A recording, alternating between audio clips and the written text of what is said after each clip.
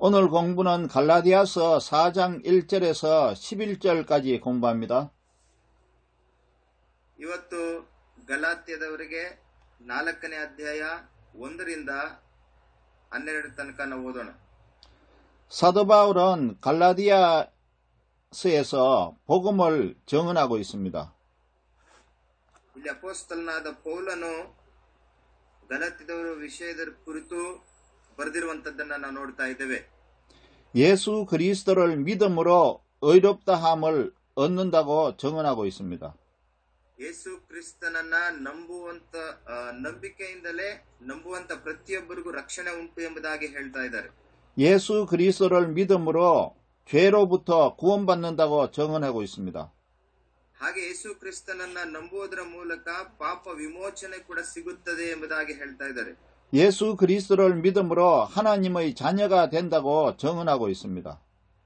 ಯೇಸು ಕ್ರಿಸ್ತನನ್ನ ನಂಬುವುದರ ಮೂಲಕವಾಗಿ ದೇವರ ಮಕ್ಕಳಾಗಿ ಮಾರ್ಪಡಲಿಕ್ಕೆ ಸಾಧ್ಯ ಎಂಬುದಾಗಿ ಹೇಳ್ತಾ ಇದ್ದಾರೆ. 그런데 유대인 율법주의자들은 그것만으로는 안 된다. ಆದರೆ ಯೂದರು ಹೇಳ್ತಾ ಇದ್ದಾರೆ, ಬರೀ ಅಷ್ಟು ಮಾತ್ರ ಮಾಡಿದ್ರೆ ಸಾಕಾಗುವುದಿಲ್ಲ ಎಂಬುದಾಗಿ. 할례도 받아야 되고 자기들이 지키는 율법도 다 지켜야 하나님의 백성이 될 수 있다. ಅವ್ರು ಹೇಳ್ತಾ ಇದ್ದಾರೆ, ಧರ್ಮಶಾಸ್ತ್ರವನ್ನು ಕೂಡ ಪಾಲನೆ ಮಾಡಬೇಕು, ಹಾಗೆ ಸುನ್ನತಿಯನ್ನ ಕೂಡ ಹೊಂದಬೇಕು, ಆಗ ಮಾತ್ರವೇ ರಕ್ಷಣೆ ಎಂಬುದಾಗಿ. 이렇게 말하면서 사도 바울이 가르친 것을 잘못됐다고 주장하고 있습니다. ಈ ರೀತಿಯಲ್ಲಿ ಪ್ರಾರ್ಥನೆ ಮಾಡುವುದರ ಮೂಲಕವಾಗಿ ಈ ರೀತಿಯಾದಂತ ಬದಲಾವಣೆ ಉಂಟಾಗಬೇಕೆಂಬುದಾಗಿ ಅವರಿಗೆ ಬೋಧಿಸ್ತಾ ಇದ್ದಾರೆ. 그래서 사도 바울은 오늘 본문 4장 1절에서 11절까지를 통해서 사람이 어렵게 되는 것은 예수 그리스도를 믿음으로 어렵게 된다고 말하고 있는 거예요. ಇವತ್ತಿನ ಧ್ಯಾನದಲ್ಲಿ ಕೂಡ ನಾವು ನೋಡ್ತೇವೆ, ಯೇಸು ಕ್ರಿಸ್ತನನ್ನು ನಂಬುವುದರ ಮೂಲಕವಾಗಿ ನಂಬಿಕೆಯಿಂದಲೇ ಒಬ್ಬ ಮನುಷ್ಯನು ನಿತ್ಯ ಜೀವನ ಅಥವಾ ನೀತಿವಂತನಾಗಿ ಮಾರ್ಪಡಲಿಕ್ಕೆ ಸಾಧ್ಯ ಎಂಬುದಾಗಿ. 그 유대인 율법주의자들은 율법의 노예가 되어 있다고 말하고 있는 거예요. ಆದ್ರೆ ಇವರೆಲ್ಲರೂ ಕೂಡ ನೆನೆಸ್ತಾ ಇದ್ದಾರೆ, ಧರ್ಮಶಾಸ್ತ್ರವನ್ನ ಪಾಲನೆ ಮಾಡಿದ್ರೆ ಮಾತ್ರನೇ ಅಥವಾ ಸುನ್ನತಿ ಹೊಂದಿದ್ರೆ ಮಾತ್ರನೇ ರಕ್ಷಣೆ ಅಂತವರಿಗೆ ನಿತ್ಯ ಜೀವ ಎಂಬುದಾಗಿ. 그런데 예수 그리스도를 믿는 갈라디아 교인들은 믿음으로 자유를 얻었다고 말하고 있는 겁니다. ಆದ್ರೆ ಇಲ್ಲಿ ನಾವು ನೋಡ್ತಾ ಇದ್ದೇವೆ, ಅನೇಕ ಯೇಸು ಕ್ರಿಸ್ತನ ಮೇಲೆ ನಂಬಿಕೆ ಇಟ್ಟಂತಹ ಗಲಾತ್ಯದ ಸಭೆಯವರಿಗೆ ಕುರಿತು ವಿವರಿಸ್ತಾ ಇದ್ದಾರೆ. 오늘 본문 4장 1절에서 11절까지의 말씀은 3장 23절에서 29절까지의 말씀에 연결해서 설명하고 있습니다. ಇವತ್ತು ನಾವು ಧ್ಯಾನಕ್ಕೋಸ್ಕರ ಆರಿಸಿಕೊಂಡಿರುವಂತ ಭಾಗದಲ್ಲಿ ಗಲಾತ್ಯ 4ನೇ ಅಧ್ಯಾಯ 1ರಿಂದ 11 ತನಕ ನಾವು ಓದಿದಾಗೆ, ಅದೇ ರೀತಿಯಲ್ಲಿ ಗಲಾತ್ಯ 3:33ರಿಂದ 23ರಿಂದ 39 ತನಕ ಕೂಡ ನೋಡ್ತೇವೆ. 먼저 본문을 순서대로 내용을 보도록 하겠습니다. ನಾವು ವಚನವಾಗಿ ನಾವು ಓದುವಂತ ಸಂದರ್ಭದಲ್ಲಿ 갈라디아서 4장 1절에서 2절 말씀을 읽어보겠습니다. ಗಲಾತ್ಯದವರಿಗೆ 4ನೇ ಅಧ್ಯಾಯ 2ನೇ ವಚನ ನಾನು ಓದ್ತೀನಿ. 내가 또 말하노니 유업을 이을 자가 모든 것의 주인이나 어렸을 동에는 종과 다름이 없어서 그 아버지가 정한 때까지 후견인과 청지기 아래에 있나니. ಆದರೆ ನಾನು ಹೇಳುವುದೇನೆಂದರೆ, ಬಾಧ್ಯನು ತಾನು ಆಸ್ತಿಗೆಲ್ಲ ಧನಿಯನಾಗಿದ್ದರೂ ಬಾಲಕನಾಗಿರುವ ತನಕ ದಾಸನಂತೆ ಇರುವನೇ ಹೊರತು ಬೇರೆ ಇಲ್ಲ. ತಂದೆ ನೇಮಿಸಿದ ದಿನದವರೆಗೂ ಪಾಲಕರ ಮತ್ತು ಮನೆ ವಾರ್ತೆಯವರ ಕೈ ಕೆಳಗಿರುವನು. 사도 바울은 율법 아래에 있는 상태를 가디언에게 보호받아야 할 어린아이로 봤습니다. ಇಲ್ಲಿ ನಾವು ನೋಡ್ತಾ ಇದ್ದೇವೆ, ಮೊದಲಿಂದಲೂ ಕೂಡ ತಿಳಿಸ್ತಾ ಇರುವಂತಹ ಮನೆ ವಾರ್ತೆಯ ವಿಷಯದ ಕುರಿತು ಪೌಲನು ವಿವರಿಸ್ತಾ ಇರುವಂತದ್ದನ್ನ ನೋಡ್ತಾ ಇದ್ದೇವೆ. 그리고 율법에 매여서 종과 다름없는 사람으로 비유하고 있습니다. ಹಾಗೆಯೇ ಇದು ಎಷ್ಟು ಪ್ರಾಮುಖ್ಯ ಅನ್ನುವಂಥದ್ದರ ಕುರಿತು ವಿವರಿಸ್ತಾ ಇದ್ದಾನೆ. 또 믿음으로 어렵게 된 상태를 자유로운 자로 비유하고 있습니다. ನಂಬಿಕೆ ಅನ್ನುವಂಥದ್ದು ಬಹಳ ಪ್ರಾಮುಖ್ಯವಾಗಿದೆ. ನಂಬಿಕೆಯ ಕುರಿತು ಹೇಳ್ತಾ ಇದ್ದಾನೆ.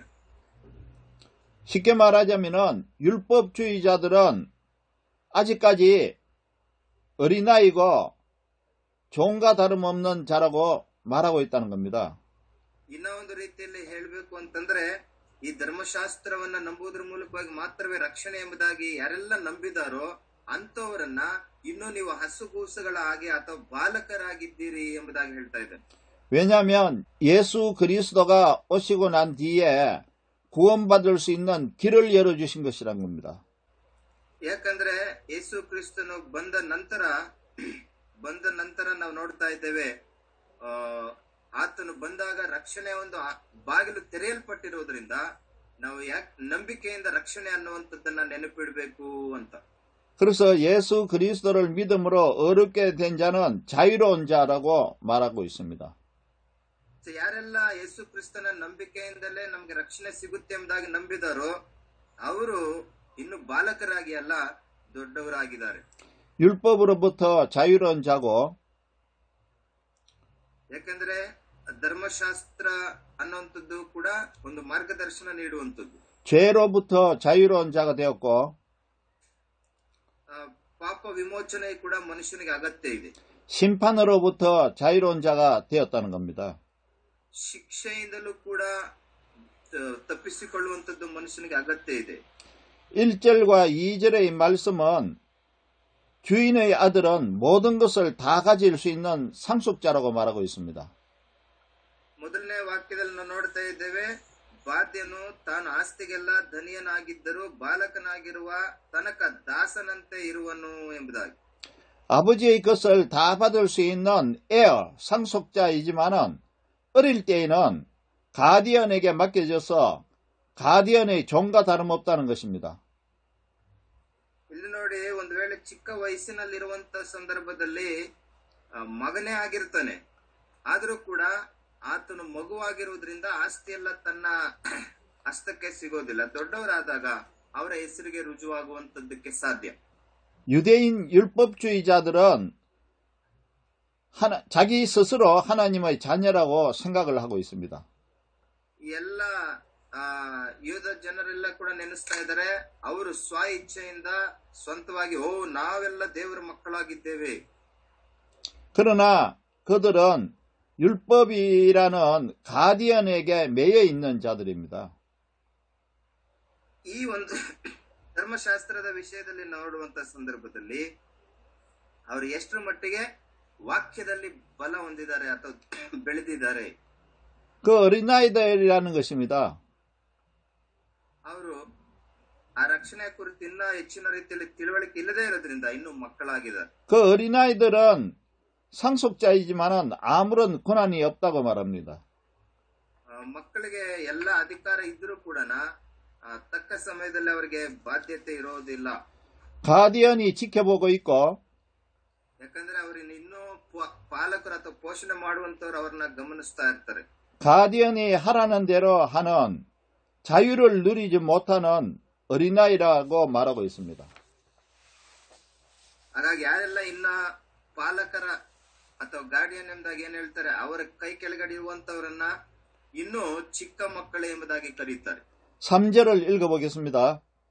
ಮೂರನೇ ವಾಕ್ಯ ಓದ್ತೀನಿ. 이와 같이 우리도 어렸을 때에 이 세상의 초등학문 아래 있어서 종노릇하였더니, ಹಾಗೆಯೇ ನಾವು ಸಹ ಬಾಲಕರಾಗಿದ್ದಾಗ ಲೋಕದವರ ಬಾಲ ಬೋಧನೆಗೆ ಅಧೀನರಾಗಿದ್ದೆವು.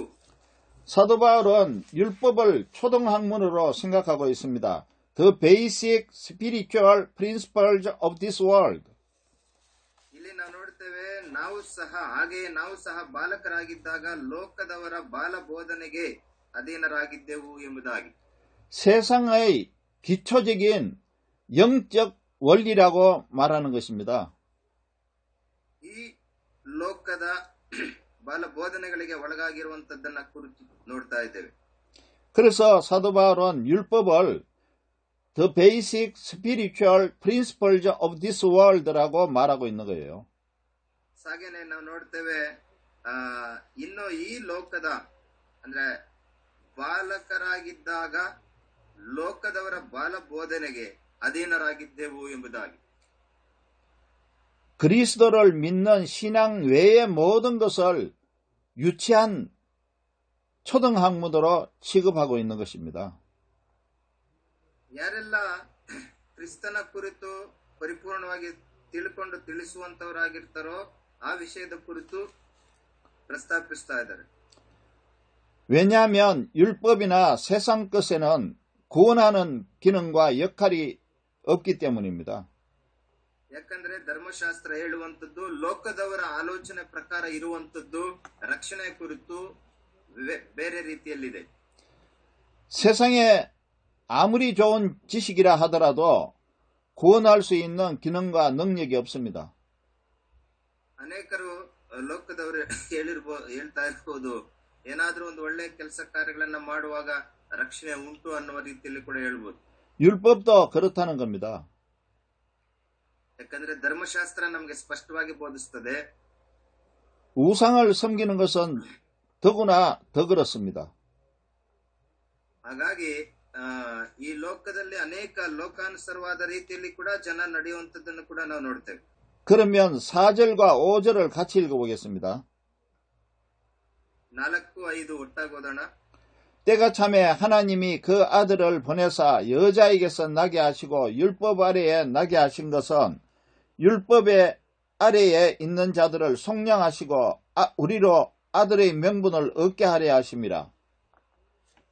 ಆದರೆ ಕಾಲವು ಪರಿಪೂರ್ಣವಾದಾಗ ದೇವರು ತನ್ನ ಮಗನನ್ನು ಕಳಿಸಿಕೊಟ್ಟನು, ಧರ್ಮಶಾಸ್ತ್ರಧೀನರಾದವರನ್ನು ವಿಮೋಚಿಸಬೇಕೆಂತಲೂ ಪುತ್ರರ ಪದವಿಯನ್ನು ನಮಗೆ ದೊರಕಿಸಬೇಕೆಂತಲೂ ಆತನು ಸ್ತ್ರೀಯಲ್ಲಿ ಹುಟ್ಟಿದವನಾಗಿಯೂ ಧರ್ಮಶಾಸ್ತ್ರಧೀನನಾಗಿಯೂ ಬಂದನು. 그 앞부분에 보면요, 그 아들을 여자에게서 나게 하신 것이라고 말하고 있습니다. 4ನೇ ವಚನದಲ್ಲಿ ನಾವು ನೋಡ್ತೇವೆ, ದೇವರು ತನ್ನ ಮಗನನ್ನು ಕಳಿಸಿಕೊಟ್ಟನು.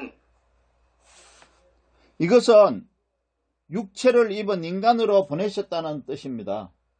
ಈ ಲೋಕದಲ್ಲಿ ಮನುಷ್ಯನಾಗಿ ಮನುಷ್ಯನ ಶರೀರವನ್ನು ಧರಿಸಿ ಲೋಕದಲ್ಲಿ ಜನಿಸಿರುವುದರ ಕುರಿತು ತಿಳಿಸ್ತಾ ಇದ್ದಾರೆ. 율법 아래에 나게 하셨다는 말씀은 율법의 요구에 따라 행하게 하셨다는 뜻입니다. ಮತ್ತೊಂದು ರೀತಿಯಲ್ಲಿ ನಾವು ನೋಡಬೇಕಾದ್ರೆ ತಾನು ಇರುವಂತಹ ಒಂದು ಸ್ಥಾನವನ್ನ ಬಿಟ್ಟು ವಿಶೇಷವಾದ ರೀತಿಯಲ್ಲಿ ದೀನನಾಗಿ ಲೋಕದಲ್ಲಿ ಜನಿಸಿ ಬಂದನು ಎಂಬುದಾಗಿ. 죄인에 대한 율법의 요구가 무엇입니까? ಮತ್ತೆ ಧರ್ಮಶಾಸ್ತ್ರವು ನಮಗೆ ಪಾಪದ ಕುರಿತು ಯಾವ ರೀತಿಯಲ್ಲಿ ಪಶ್ಚಾತ್ತಾಪದ ಕುರಿತು ಬೋಧಿಸುತ್ತದೆ? 죄인은 정죄받고 심판받고 저주받아야 한다고 말하고 있습니다. ವಾಕ್ಯವು ಏನ್ ಹೇಳ್ತದೆ ಅಂದ್ರೆ, ಒಬ್ಬ ಪಾಪಿಗೆ ಶಿಕ್ಷೆ ಉಂಟು, ತೀರ್ಪು ಉಂಟು, ಆತನು ಅನುಭವಿಸಲೇಬೇಕಾಗಿರುವಂತಹ ಒಂದು ನರಕವು ಕೂಡ ಉಂಟು ಎಂಬುದಾಗಿ. 따라서 하나님이 보내신 아들도 죄인을 위해서 율법에 따라 정죄받고 심판받고 저주받도록 하셨다는 것입니다. ಹಾಗಾಗಿ ತಂದೆಯಾದ ದೇವರ ಕುಮಾರನನ್ನು ಈ ಲೋಕಕ್ಕೆ ಕಳಿಸಿಕೊಡ್ಲಿಕ್ಕೆ ಕಾರಣ ಶಿಕ್ಷೆಯಿಂದ ಪಾರಾಗಲಿಕ್ಕೆ, ತೀರ್ಪಿನಿಂದ ಪಾರಾಗಲಿಕ್ಕೆ, ನರಕದಿಂದ ಪಾರಾಗಲಿಕ್ಕೂ ಕೂಡ. 하나님의 아들이 죄인을 위해서 정죄받고 심판받은 것은 율법의 요구를 만족시킨 것입니다. ಹಾಗೆಯೇ ತಂದೆಯಾದ ದೇವರ ಕುಮಾರನು ಕೂಡ ಶಿಕ್ಷೆಗೆ ಒಳಪಟ್ಟನು, ಮತ್ತೆ ಅನೇಕರು ನಿಂದಿಸಿ ಅವಮಾನಿಸಲ್ಪಡುವ ಹಾಗೆ ಕೂಡ ತನ್ನನ್ನು ತಾನು ವಿಧೇಯನಾಗಿ ಒಪ್ಪಿಸಿಕೊಟ್ಟನು. 하나님의 아들은 죽음으로 죄인들의 죄값을 갚았습니다. ಇನ್ನ ಒಂದು ರೀತಿಯಲ್ಲಿ ಹೇಳ್ಬೇಕಂದ್ರೆ, ತಂದೆಯಾದ ದೇವ ಕುಮಾರನು ನಮ್ಮೆಲ್ಲ ಪಾಪಗಳಿಗೋಸ್ಕರವಾಗಿ ತಾನು ಬಲಿಯಾಗಿ ಆ ಪಾಪದ ಪ್ರಾಯಶ್ಚಿತ್ತವನ್ನ ಕಟ್ಟಿಕೊಟ್ಟಿದ್ದಾನೆ. 죽음으로 율법의 진노를 짊어지신 것입니다. ಅಷ್ಟು ಮಾತ್ರನೇ ಅಲ್ಲ, ನಮಗೆ ಬಿಡುಗಡೆ ಕೊಡ್ಲಿಕ್ಕೋಸ್ಕರವಾಗಿ ತಾನು ತನ್ನನ್ನ ಸಮರ್ಪಣೆ ಮಾಡಿ ನಮ್ಮನ್ನ ಬಂಧನಗಳಿಂದ ಬಿಡಿಸಿದ್ದಾರೆ. 하나님의 아들은 태어난 지 8일 만에 할례를 석금시전을 받았습니다. ವಾಕ್ಯದಲ್ಲಿ ಕೂಡ ನಾವು ನೋಡ್ತೇವೆ, ಸುನ್ನತಿಯಿಂದ ಮತ್ತು ಧರ್ಮಶಾಸ್ತ್ರ ಪಾಲನೆ ಮಾಡುವುದರಿಂದ ರಕ್ಷಣೆ ಅನ್ನೋ ರೀತಿಯಲ್ಲಿ ಅನೇಕ ಬೋಧನೆಗಳನ್ನ ಕೇಳಿದ್ದಾರೆ. 6월절 절기를 지키셨습니다. 패서버 피스트를 지켰습니다. ಹಾಗೇನೆ ಪಸ್ಕದ ರೀತಿಯಲ್ಲಿ ಅನೇಕ ಸಂದರ್ಭಗಳಲ್ಲಿ ತನ್ನನ್ನ ತಾನು ಸಮರ್ಪಣೆ ಮಾಡಿಕೊಂಡಿದ್ದಾನೆ.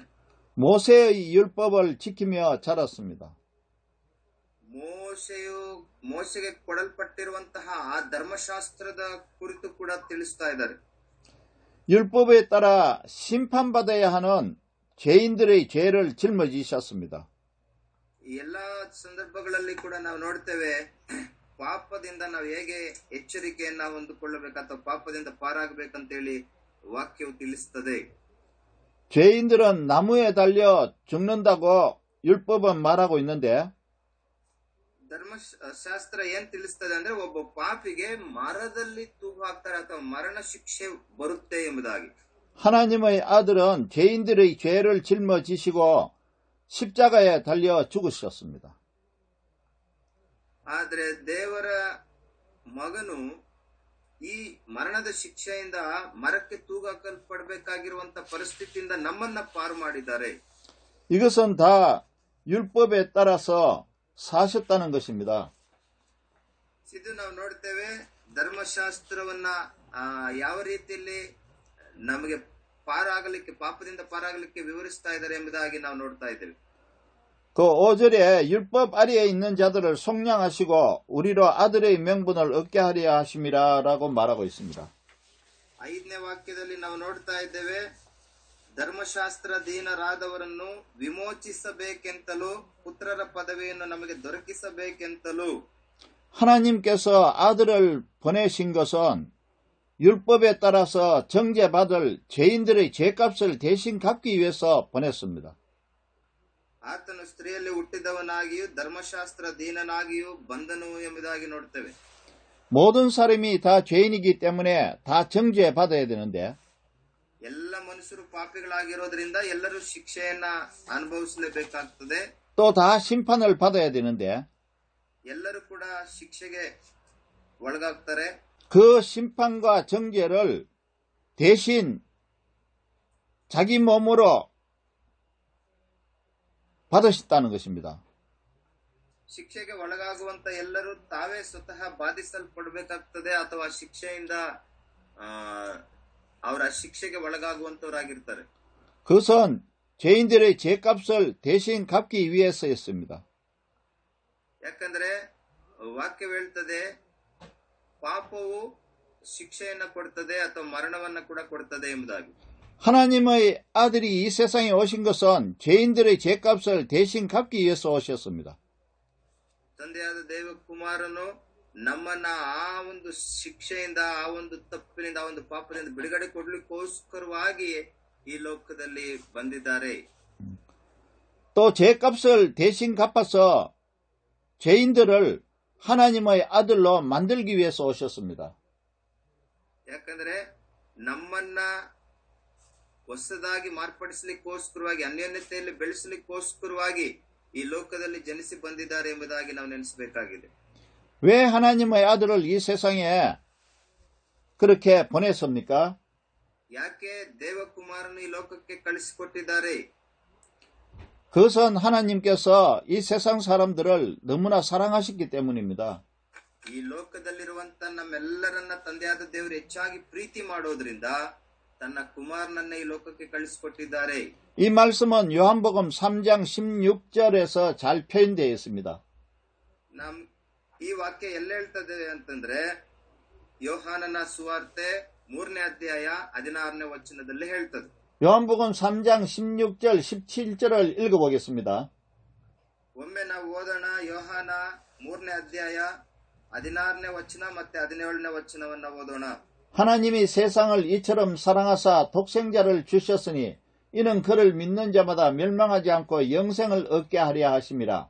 하나님이 그 아들을 세상에 보내신 것은 세상을 심판하려 하심이 아니요 그로 말미암아 세상이 구원을 받게 하려 했습니다. ದೇವರು ಲೋಕದ ಮೇಲೆ ಎಷ್ಟೋ ಪ್ರೀತಿಯನ್ನಿಟ್ಟು ತನ್ನ ಒಬ್ಬನೇ ಮಗನನ್ನ ಕೊಟ್ಟನು. ಆತನನ್ನು ನಂಬುವ ಒಬ್ಬನಾದ್ರೂ ನಾಶವಾಗದೆ ಎಲ್ಲರೂ ನಿತ್ಯ ಜೀವನ ಪಡೆಯಬೇಕೆಂದು ಆತನನ್ನು ಕೊಟ್ಟನು. ದೇವರು ತನ್ನ ಮಗನ ಮುಖಾಂತರ ಲೋಕಕ್ಕೆ ರಕ್ಷಣೆಯಾಗಬೇಕೆಂದು ಆತನನ್ನು ಕಳುಹಿಸಿಕೊಟ್ಟನೆ ಹೊರತು ತೀರ್ಪು ಮಾಡುವುದಕ್ಕಾಗಿ ಕಳುಹಿಸಲಿಲ್ಲ. 하나님께서는 세상의 죄인들을 사랑을 하셨다는 겁니다. ತಂದೆಯಾದ ದೇವರು ಲೋಕವನ್ನೆಲ್ಲ ಲೋಕದಲ್ಲಿರುವಂತ ಎಲ್ಲರನ್ನ ಕೂಡ ಪ್ರೀತಿ ಮಾಡಿದ್ದಾರೆ. 어느 정도로 사랑하셨느냐 하면 아들을 죽이는 한이 있다 하더라도 세상 죄인들을 살리기 원하는 사랑이 있다는 것입니다. ನೋಡಿ, ಮನುಷ್ಯರು ತಪ್ಪು ಮಾಡಿ ಶಿಕ್ಷೆಗೆ ಒಳಗಾಗಬೇಕಾಗಿರುವಂತ ಪರಿಸ್ಥಿತಿಯಲ್ಲಿ ಇದ್ದಂತವ್ರಿಗೂ ಕೂಡ ತನ್ನ ಪ್ರೀತಿಯ ಮುಖಾಂತರವಾಗಿ ಒಂದು ದೊಡ್ಡ ರಕ್ಷಣೆಯ ಹಸ್ತವನ್ನ ಚಾಚಿದ್ದಾರೆ. 그래서 하나님은 아들을 세상에 보내셨고 ಹಾಗಾಗಿ ತನ್ನ ಕುಮಾರನನ್ನ ಈ ಲೋಕಕ್ಕೆ ಕಳಿಸಿಕೊಟ್ಟಿದ್ದಾರೆ. 그 아들은 세상에 오신 것입니다. ಆ ದೈವ ಕುಮಾರನು ಈ ಲೋಕಕ್ಕೆ ಬಂದಿದ್ದಾರೆ. 여자의 몸에서 태어나게 하신 것입니다. ಇಲ್ಲಿ ವಾಕ್ಯವು ಹೇಳುವ ಪ್ರಕಾರವಾಗಿ ಸ್ತ್ರೀಯ ಮೂಲಕವಾಗಿ ಈ ಲೋಕದಲ್ಲಿ ಸ್ತ್ರೀಯಲ್ಲಿ ಹುಟ್ಟಿದವನಾಗಿ ಬಂದನು. 다시 말하면 하나님의 아들이 사람의 몸으로 이 세상에 오셨다는 겁니다.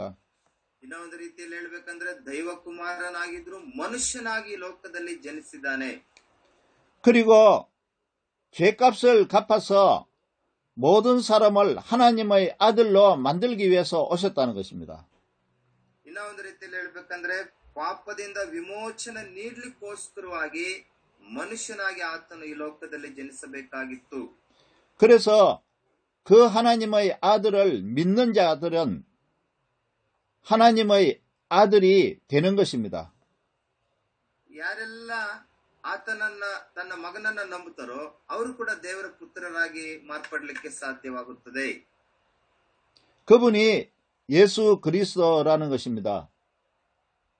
ಆ ರಕ್ಷಕನೇ ನಾವು ನಂಬಬೇಕಾಗಿರುವಂತದ್ದೇ ಯೇಸು ಕ್ರಿಸ್ತನನ್ನ. 이 말씀을 요한복음 1장 12절을 보면서 생각해 보겠습니다. ಹಾಗೇನೆ ನಾವು ಒಮ್ಮೆ ಯೋಹಾನ 1ನೇ ಅಧ್ಯಾಯ 12ನೇ ವಚನ ನೆನಪು ಮಾಡಿಕೊಳ್ಳುವುದರ ಮೂಲಕವಾಗಿ ಕೂಡ ಈ ಅಂಶವನ್ನ ಧ್ಯಾನ ಮಾಡೋಣ. 요한복음 1장 12절을 읽어봅니다. ಯೋಹಾನ 1ನೇ ಅಧ್ಯಾಯ 12ನೇ ವಚನ ನಾನು ಓದ್ತೀನಿ. 영접하는 자 곧 그 이름을 믿는 자들에게는 하나님의 자녀가 되는 권세를 주셨으니 ಯಾರ್ಯಾರು ಆತನನ್ನು ಅಂಗೀಕರಿಸಿದರೋ ಅಂದ್ರೆ ಆತನ ಹೆಸರಿನಲ್ಲಿ ನಂಬಿಕೆ ಇಟ್ಟರೋ ಅವರಿಗೆ ದೇವರ ಮಕ್ಕಳಾಗುವ ಅಧಿಕಾರ ಕೊಟ್ಟನು. The right to become children of God이라고 말하고 있습니다. ಆತನ ಹೆಸರಿನಲ್ಲಿ ನಂಬಿಕೆ ಇಟ್ಟರೋ ಅವರಿಗೆ ದೇವರ ಮಕ್ಕಳಾಗುವ ಅಧಿಕಾರ ಕೊಟ್ಟನು. 그 right를 누구에게 주느냐? ಆ ಒಂದು ಅಧಿಕಾರವನ್ನ ಯಾರಿಗೆ ಕೊಟ್ಟಿದ್ದಾರೆ? 하나님의 아들의 이름을 믿는 자들에게 준다는 것입니다. ತಂದೆಯಾದ ದೈವ ಕುಮಾರನ ಮೇಲೆ ನಂಬಿಕೆ ಇಡುವಂತವರಿಗೆ. 그리고 14절을 보겠습니다. 14ನೇ ವಚನ. 요한복음 1장 14절입니다. ಯೋಹಾನ 1:14. 말씀이 육신이 되어 우리 가운데 거하심에 ಜಾನ್ ಚಾಪ್ಟರ್ 1:14. ವಾಕ್ಯವೆಂಬುವನು ನರಾವತಾರ ಎತ್ತಿ ನಮ್ಮ ಮಧ್ಯದಲ್ಲಿ ವಾಸ ಮಾಡಿದನು. The word became flesh and made his dwelling among us. ಆ ವಾಕ್ಯವೆಂಬುವನು ನರಾವತಾರ ಎತ್ತಿ ನಮ್ಮ ಮಧ್ಯದಲ್ಲಿ ವಾಸ ಮಾಡಿದನು. 이것을 우리가 요한복음 이 부분을 봤을 때 오늘 갈라디아서 4장 4절 5절의 말씀을 이해할 수 있을 것입니다.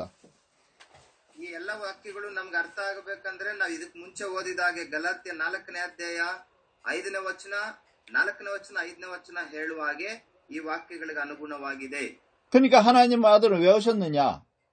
ಯಾಕೆ ದೈವ ಕುಮಾರನು ಈ ಲೋಕಕ್ಕೆ ಬಂದರು? 죄인의 죄값을 대신 갚기 위해서 오셨다. ಒಬ್ಬ ಪಾಪಿಯು ತನ್ನ ಪಾಪ ಮಾಡಿರೋದ್ರಿಂದ ಶಿಕ್ಷೆಗೆ ಒಳಗಾಗ್ತಾನೆ, ತೀರ್ಪಿಗೆ ಒಳಗಾಗ್ತಾನೆ. ಅದರಿಂದ ಬಿಡಿಸಲಿಕ್ಕೆ ಬಂದನು. 그렇게 해서 죄인들을 하나님의 아들로 만들기 위해서 오셨다. ಹಾಗೆ ಪಾಪಿಗಳನ್ನ ದೇವರ ಪುತ್ರರನ್ನಾಗಿ ಮಾರ್ಪಡಿಸಲಿಕ್ಕೆ ಬಂದನು.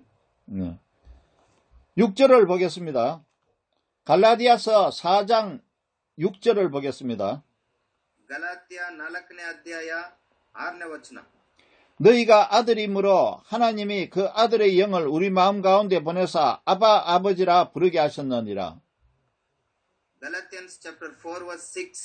ನೀವು ಪುತ್ರರಾಗಿರುವುದರಿಂದ ದೇವರು ಅಪ್ಪ ತಂದೆಯೇ ಎಂದು ಕೂಗುವ ತನ್ನ ಮಗನ ಆತ್ಮನನ್ನು ನಮ್ಮ ಹೃದಯಗಳಲ್ಲಿ ಕಳಿಸಿಕೊಟ್ಟನು. 예수 그리스도를 믿는 자들은 성령을 선물로 받습니다.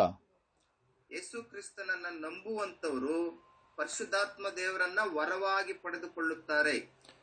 이 말씀은 갈라디아서 3장 2절의 말씀이 있었죠. ಈ ವಾಕ್ಯ ಕೂಡ ಗಲಾತ್ಯದಲ್ಲಿ ಈಗಾಗಲೇ ನಾವು ಓದಿದ್ದೀವಲ್ವಾ. 갈라디아서 3장 2절의 말씀을 읽어보겠습니다. ಗಲಾತ್ಯ 3:2 ಓದ್ತೀನಿ. 내가 너희에게 다만 이것을 알려 하노니 너희가 성령을 받은 것이 율법의 행위로냐 혹은 듣고 믿음으로냐. ಒಂದು ಸಂಗತಿಯನ್ನ ಮಾತ್ರ ನಿಮ್ಮಿಂದ ತಿಳಿದುಕೊಳ್ಳಬೇಕೆಂದಿದ್ದೇನೆ. ನೀವು ದೇವರ ಆತ್ಮನನ್ನು ಹೊಂದಿದ್ದು ನೇಮ ನಿಷ್ಠೆಗಳನ್ನು ಅನುಸರಿಸಿದ್ದರಿಂದಲೋ ಕೇಳಿ ನಂಬಿದ್ದರಿಂದಲೋ. 믿음으로 성령을 받는다는 것입니다. ಇಲ್ಲಿ ಕೇಳಿ ನಂಬಿದರಿಂದ ನಾವು ದೇವರ ಆತ್ಮನನ್ನ ಹೊಂದಿಕೊಳ್ಳಲಿಕ್ಕೆ ಸಾಧ್ಯ ಎಂಬುದಾಗಿ ನೋಡ್ತೇವೆ. 이 말씀은 사도행전 3장에도 말씀하고 있습니다. ಹಾಗೆ ಅಪೊಸ್ತಲ ಕೃತ್ಯಗಳು 3ನೇ ಅಧ್ಯಾಯದಲ್ಲಿ ಕೂಡ ನಾವು ನೋಡ್ತೇವೆ. 예수 그리스도를 믿는 사람들은 성령을 선물로 받습니다. ಯೇಸು ಕ್ರಿಸ್ತನನ್ನ ನಂಬುವಂತ ಪ್ರತಿಯೊಬ್ಬರು ದೇವರ ಆತ್ಮನನ್ನ ವರವಾಗಿ ಹೊಂದುತ್ತಾರೆ. 성령은 믿는 자들을 하나님의 자녀라고 정언해 주십니다. ಹಾಗೇನೆ ಯಾರೆಲ್ಲ ತನ್ನ ಕುಮಾರನನ್ನ ನಂಬುತ್ತಾರೋ ಅವರಿಗೆ ಪರಿಶುದ್ಧಾತ್ಮ ದೇವರು ಕೊಡಲ್ಪಡುತ್ತದೆ ವರವಾಗಿ. 성령은 믿는 자들이 하나님을 아바 아버지라고 부를 수 있게 해주신다는 것입니다. ಹಾಗೆ ಯಾರೆಲ್ಲ ಪರಿಶುದ್ಧಾತ್ಮನನ್ನ ಹೊಂದಿಕೊಳ್ಳುತ್ತಾರೋ ಅಂತವರು ಆ ತಂದೆಯಾದ ದೇವರನ್ನ ಅಪ್ಪ ತಂದೆಯೇ ಎಂಬುದಾಗಿ ಕೂಗುವಂತಹ ರೀತಿಯಲ್ಲಿ ತನ್ನ ಆತ್ಮನನ್ನ ಹೃದಯಗಳಲ್ಲಿ ಇಡ್ತಾರೆ. 이 말씀은 로마서 8장에도 기록되어 있어요. ಈ ವಾಕ್ಯ ರೋಮ 8ನೇ ಅಧ್ಯಾಯದಲ್ಲಿ ಕೂಡ ನಾವು ನೋಡಬಹುದು. 갈라디아서 4장 7절을 읽어보겠습니다.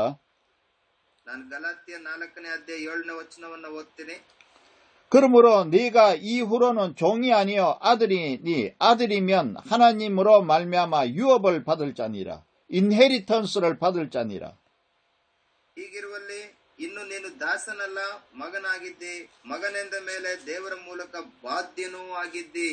우리가 예수 그리스도를 믿음으로 하나님의 아들이 됐다고 말하고 있지 않습니까? ಇಲ್ಲಿ ದೇವರ ವಾಕ್ಯವು ನಮಗೆ ತಿಳಿಸ್ತಾ ಇದೆ, ನಾವು ನಂಬುವುದರ ಮೂಲಕವಾಗಿ ದೇವರ ಮಕ್ಕಳಾಗಿ ಮಾರ್ಪಡುತ್ತೇವೆ ಎಂಬುದಾಗಿ. 그러면 하나님의 아들은 하나님으로부터 인헤리턴스, 유업을 받는 거예요. ದೇವರ ಪುತ್ರನನ್ನು ನಂಬುವುದರ ಮೂಲಕವಾಗಿ ನಾವು ಕೂಡ ಏನಾಗ್ತೇವಂತೆ, ಬಾಧ್ಯಸ್ಥರಾಗ್ತೇವೆ, ಸೊತ್ತಿಗೆಲ್ಲ ಬಾಧ್ಯರು. 다시 말하면 상속자, 에어가 된다는 것입니다. ಇನ್ನ ಒಂದು ರೀತಿಯಲ್ಲಿ ಹೇಳ್ಬೇಕಂದ್ರೆ ಬಾಧ್ಯತೆ ಇಲ್ಲದೆ ಇರುವಂತಹ ನಮಗೆ ಆ ಸೊತ್ತಿನಲ್ಲಿ ಅಥವಾ ಆಸ್ತಿಯಲ್ಲೆಲ್ಲ ನಮಗೆ ಒಂದು ಬಾಧ್ಯತೆಯನ್ನ ಕೊಡ್ತಾ ಇದ್ದಾರೆ. 아들은 아버지의 유업을 이어받을 자입니다. ಯಾಕಂದ್ರೆ ಮಕ್ಕಳೆಲ್ಲರೂ ಕೂಡ ತಂದೆ ತಾಯಿಯ ಒಂದು ಆಸ್ತಿಯಲ್ಲಿ ಪಾಲುಗಾರರಾಗಿದ್ದಾರೆ. 믿음으로 하나님의 아들이 되고, ಆ ರೀತಿಯಲ್ಲಿ ನಾವು ನಂಬಿಕೆಯಲ್ಲಿ ನಾವು ದೇವರ ಮಕ್ಕಳಾಗಿ ಮಾರ್ಪಡ್ತೇವೆ. 또 아들이 됨으로써 성령을 받은 사람들은 ನಂಬಿಕೆಯ ಮೂಲಕವಾಗಿಯೇ ನಾವು ಹಾಗೇನೆ ಪರಿಶುದ್ಧಾತ್ಮ ದೇವರನ್ನು ಕೂಡ ಹೊಂದಿಕೊಳ್ತೇವೆ. 하나님께서 아브라함에게 약속하신 유업, 인헤리턴스를 받는 자입니다. ಅಬ್ರಹಾಮನಿಗೆ ಕೊಡಲ್ಪಟ್ಟಂತಹ ವಾಗ್ದಾನ ಅಥವಾ ಸೊತ್ತಿನಲ್ಲಿ ಬಾಧ್ಯತೆ ನಮಗೂ ಕೂಡ ಸಿಗುತ್ತೆ ಎಂಬುದಾಗಿ. 갈라디아서 4장 8절을 읽어보겠습니다. ಗಲಾತ್ಯ 4:8 ಓದ್ತಾ ಇದ್ದೀನಿ. 그러나 너희가 그때에는 하나님을 알지 못하여 본질상 하나님이 아닌 자들에게 종노릇하였더니 ಪೂರ್ವ ಕಾಲದಲ್ಲಿ ನೀವು ದೇವರ ಜ್ಞಾನವಿಲ್ಲದವರಾಗಿ ದೇವರಲ್ಲದವುಗಳಿಗೆ ಅಧೀನರಾಗಿದ್ದೀರಿ. 그때는 언제를 말하는 것입니까? ಪೂರ್ವಕಾಲದಲ್ಲಿ ಅಂದರೆ ಯಾವಾಗ? 예수 그리스도를 믿기 전을 말하는 것입니다. ಯೇಸು ಕ್ರಿಸ್ತನನ್ನ ನಂಬುವುದಕ್ಕಿಂತ ಮುಂಚೆ, 예수님이 오시기 전을 말하는 것이요. ಯೇಸು ಕ್ರಿಸ್ತನನ್ನ ಅಂಗೀಕರಿಸುವುದಕ್ಕಿಂತ ಮುಂಚೆ, 그리고 우리 개인적으로는 예수 그리스도를 믿기 전을 말하는 것입니다. ಸೊ ಈ ವಿಷಯವನ್ನ, ಈ ಅಂಶವನ್ನ ನಾವು ಯೇಸು ಕ್ರಿಸ್ತನ ನಂಬುವುದಕ್ಕಿಂತ ಮುಂಚೆ ನಮ್ಮ ಜೀವಿತ ಹೇಗಿತ್ತು ಎಂಬುದಾಗಿ ಕೂಡ ನಾವು ಯೋಚಿಸಬೇಕು. 그때는 하나님을 알지도 못했습니다. ಅಂತ ಸಂದರ್ಭದಲ್ಲಿ ದೇವರನ್ನ ಕೂಡ, ದೇವರ ಕುರಿತು ಕೂಡ ನಮಗೆ ಅರಿವಿಲ್ಲದೆ ಇರುವಂತ ಪರಿಸ್ಥಿತಿ. 그때는 우리도 율법에 매여 사는 자들이었습니다. ನಮ್ಮಲ್ಲಿ ಒಂದು ಯಾವ ರೀತಿಯಲ್ಲಿ ನಮ್ಮ ಪರಿಸ್ಥಿತಿ ಇದೆ ಎಂಬುದಾಗಿ ಕೂಡ ನಾವು ಅರಿಯದೆ ಲೋಕಕ್ಕೆ ಅಧೀನರಾಗಿರುವಂತ ಪರಿಸ್ಥಿತಿ. 그때는 복받으려고 우상을 섬기면서 우상에게 종노릇하던 때였습니다. ಹಾಗೇನ ಆಶೀರ್ವಾದಕ್ಕಾಗಿ ಕೂಡ ನಾವು ಅನೇಕ ಕಾರ್ಯಗಳನ್ನ ಮಾಡಿರ್ತೇವೆ. ಏನು ಮಾಡಬೇಕೆಂಬುದಾಗಿ ತಿಳಿಯದೇ ಇರುವಂತಹ ಕಾರ್ಯಗಳನ್ನೆಲ್ಲ ಆಶೀರ್ವಾದಕ್ಕಾಗಿ ಮಾಡಿರ್ತೇವೆ. 하나님이 아닌 자들에게 종노릇했다는 것, ಹಾಗೆ ದೇವರ ಮಕ್ಕಳಾಗಿ ನಾವು ಮಾರ್ಪಡುವುದಕ್ಕಿಂತ ಮುಂಚಿತವಾಗಿ ನಮ್ಮ ಸ್ಥಿತಿ ಹೇಗಿತ್ತು? 이것은 하나님을 알지 못했기 때문이고, ಯಾಕಂದ್ರೆ ನಮ್ಗೆ ತಿಳಿಯದೇ ಇದ್ದಂತ ಸಂದರ್ಭದಲ್ಲಿ ಅನೇಕ ವಿಷಯಗಳಲ್ಲಿ ನಾವು ಲೋಕಾನುಸಾರವಾಗಿ ಜೀವಿಸಿದ್ದೇವೆ. 또 하나님을 알지 못한 것은 예수 그리스도를 믿지 않았기 때문입니다. ಹಾಗಾಗಿ ನಾವು ನಂಬುವುದಕ್ಕಿಂತ ಮುಂಚಿತವಾಗಿ ಅಥವಾ ರಕ್ಷಣೆ ಮಾರ್ಗದಲ್ಲಿ ಬರುವುದಕ್ಕಿಂತ ಮುಂಚೆ ನಾವು ಹೇಗಿದ್ದೀವಿ ಅನ್ನುವಂಥದ್ದನ್ನ ಒಮ್ಮೆ ನೆನಪು ಮಾಡ್ಕೋಬೇಕಾಗಿದೆ. 성령을 받지 않았기 때문에 하나님을 알지 못하는 거예요. ಪರಿಶುದ್ಧಾತ್ಮ ದೇವರು ಕೂಡ ನಮಗೆ ಸಹಾಯ ಮಾಡದೇ ಇದ್ರೆ ನಾವು ದೇವರ ವಾಕ್ಯವನ್ನು ಕೂಡ ಕಲಿಯಲಿಕ್ಕೆ ಸಾಧ್ಯವಾಗುವುದಿಲ್ಲ. 예수 그리스도를 믿지 않았기 때문에 성령을 못 받은 거예요. ಪರಿಶುದ್ಧಾತ್ಮ ದೇವರನ್ನ ನಾವು ಹೊಂದ್ಕೋಬೇಕು ಅಂತಂದ್ರೆ ನಾವು ಆ ವಾಕ್ಯಾನುಸಾರವಾಗಿ ನಡೆದ್ರೆ ಮಾತ್ರವೇ ಅದು ಕೂಡ ನಮಗೆ ಸಹಾಯವಾಗುತ್ತದೆ. 9절 갈라디아서 4장 9절을 읽어보겠습니다. ಗಲಾತ್ಯ 4:9 이제는 너희가 하나님을 알 뿐 아니라 더욱이 하나님의 아신 바 되었거늘 어찌하여 다시 약하고 천박한 초등학문으로 돌아가서 다시 그들에게 종노릇하려 하느냐. ಈಗಲಾದರೂ ನೀವು ದೇವರನ್ನ ತಿಳಿದುಕೊಂಡಿದ್ದೀರಿ. ಸರಿಯಾಗಿ ಹೇಳಬೇಕಾದರೆ ದೇವರು ನಿಮ್ಮನ್ನು ತಿಳಿದುಕೊಂಡಿದ್ದಾನೆ. ಹೀಗಿರಲಾಗಿ ನೀವು ಕೆಲಸಕ್ಕೆ ಬಾರದ ದರಿದ್ರ ಬಾಲ ಬೋಧನೆಗೂ ಮತ್ತು ಅಧೀನರಾಗಬೇಕೆಂದು ಅಪೇಕ್ಷಿಸಿ ಪುನಃ ಅದಕ್ಕೆ ತಿರುಗಿಕೊಳ್ಳುವುದು ಹೇಗೆ? 9절을 읽었습니까? ಎಸ್. 이제는 너희가 하나님을 알 뿐 아니라 너희가 하나님을 알지 않느냐 이런 말입니다. ಈಗಲಾದರೂ ನೀವು ದೇವರನ್ನ ತಿಳಿದುಕೊಂಡಿದ್ದೀರಿ. 예수 그리스도를 믿었기 때문에 하나님을 알고 있지 않느냐 이런 말입니다. ಯೇಸು ಕ್ರಿಸ್ತನನ್ನ ನೀವು ನಂಬಿರೋದ್ರಿಂದ ದೇವರು ಕೂಡ ನಿಮ್ಮನ್ನ ತಿಳಿದುಕೊಂಡಿದ್ದಾರೆ ಎಂಬುದಾಗಿ ನೋಡ್ತೇವೆ. 네가 하나님의 자녀가 되었기 때문에 하나님이 너를 잘 아신다 이런 말입니다. ನೀನು ದೇವರ ಮಗನಾಗಿರುವುದರಿಂದ ನಿನ್ನ ಕುರಿತು ತಿಳಿದುಕೊಳ್ಳಲಿಕ್ಕೆ, ನೀನು ದೇವರ ಕುರಿತು ತಿಳಿದುಕೊಳ್ಳಲಿಕ್ಕೂ ಅನುಕೂಲವಾಯಿತು. 하나님도 너를 하나님의 자녀로 생각하고 인정해주고 있는데 또 네가 ದೇವರು ಕೂಡ ನಿಮ್ಮನ್ನ ತಿಳಿದುಕೊಂಡಿದ್ದಾನೆ. 또 네가 하나님을 또 잘 알고 있는데 ನೀನು ಕೂಡ ದೇವರನ್ನ ತಿಳಿದುಕೊಂಡಿದ್ದಿ. 왜 유대인 율법주의자들이 말하는 율법주의를 따르느냐 그런 말입니다. ದೇವರನ್ನ ನೀನು ತಿಳ್ಕೊಂಡಿದ್ದೀಯಾ, ನಿನ್ನನ್ನ ದೇವರು ತಿಳ್ಕೊಂಡಿದ್ದಾರೆ. ಮತ್ತೀಗ ಯಾಕೆ ಯೂದರ ಬಾಲ ಬೋಧನೆಗಳಿಗೆ, ತಪ್ಪಾಗಿ ತಿಳಿಯಪಡಿಸುವಂತ ಬೋಧನೆಗಳಿಗೆ ಒಳಗಾಗುತ್ತಾ ಇದೆಯಾ ಎಂಬುದಾಗಿ ಎಚ್ಚರಿಸ್ತಾ ಇದೆ. The basic spiritual principles of this world에 매여 사느냐 그런 말입니다. ಹೀಗಿರಲಾಗಿ ನೀವು ಕೆಲಸಕ್ಕೆ ಬಾರದ ದರಿದ್ರ ಬಾಲ ಬೋಧನೆಗೆ ಅಧೀನರಾಗಬೇಕೆಂಬುದಾಗಿ ಅಪೇಕ್ಷಿಸ್ತಾ ಇರುವಂತದ್ದಾದರೂ ಯಾಕೆ? 율법은 인간을 죄에서 구원해줄 능력이 없습니다. ಯಾಕಂದ್ರೆ ಧರ್ಮಶಾಸ್ತ್ರಕ್ಕೆ ನಮಗೆ ನಿತ್ಯ ಜೀವನ ಕೊಡುವಂತಹ ಶಕ್ತಿ ಇಲ್ಲ, ನಮಗೆ ರಕ್ಷಣೆ ನೀಡುವಂತಹ ಶಕ್ತಿ ಇಲ್ಲ. 사도 바울은 유대 율법주의자들의 말을 따라간 갈라디아 교회 교인들을 책망하고 있습니다.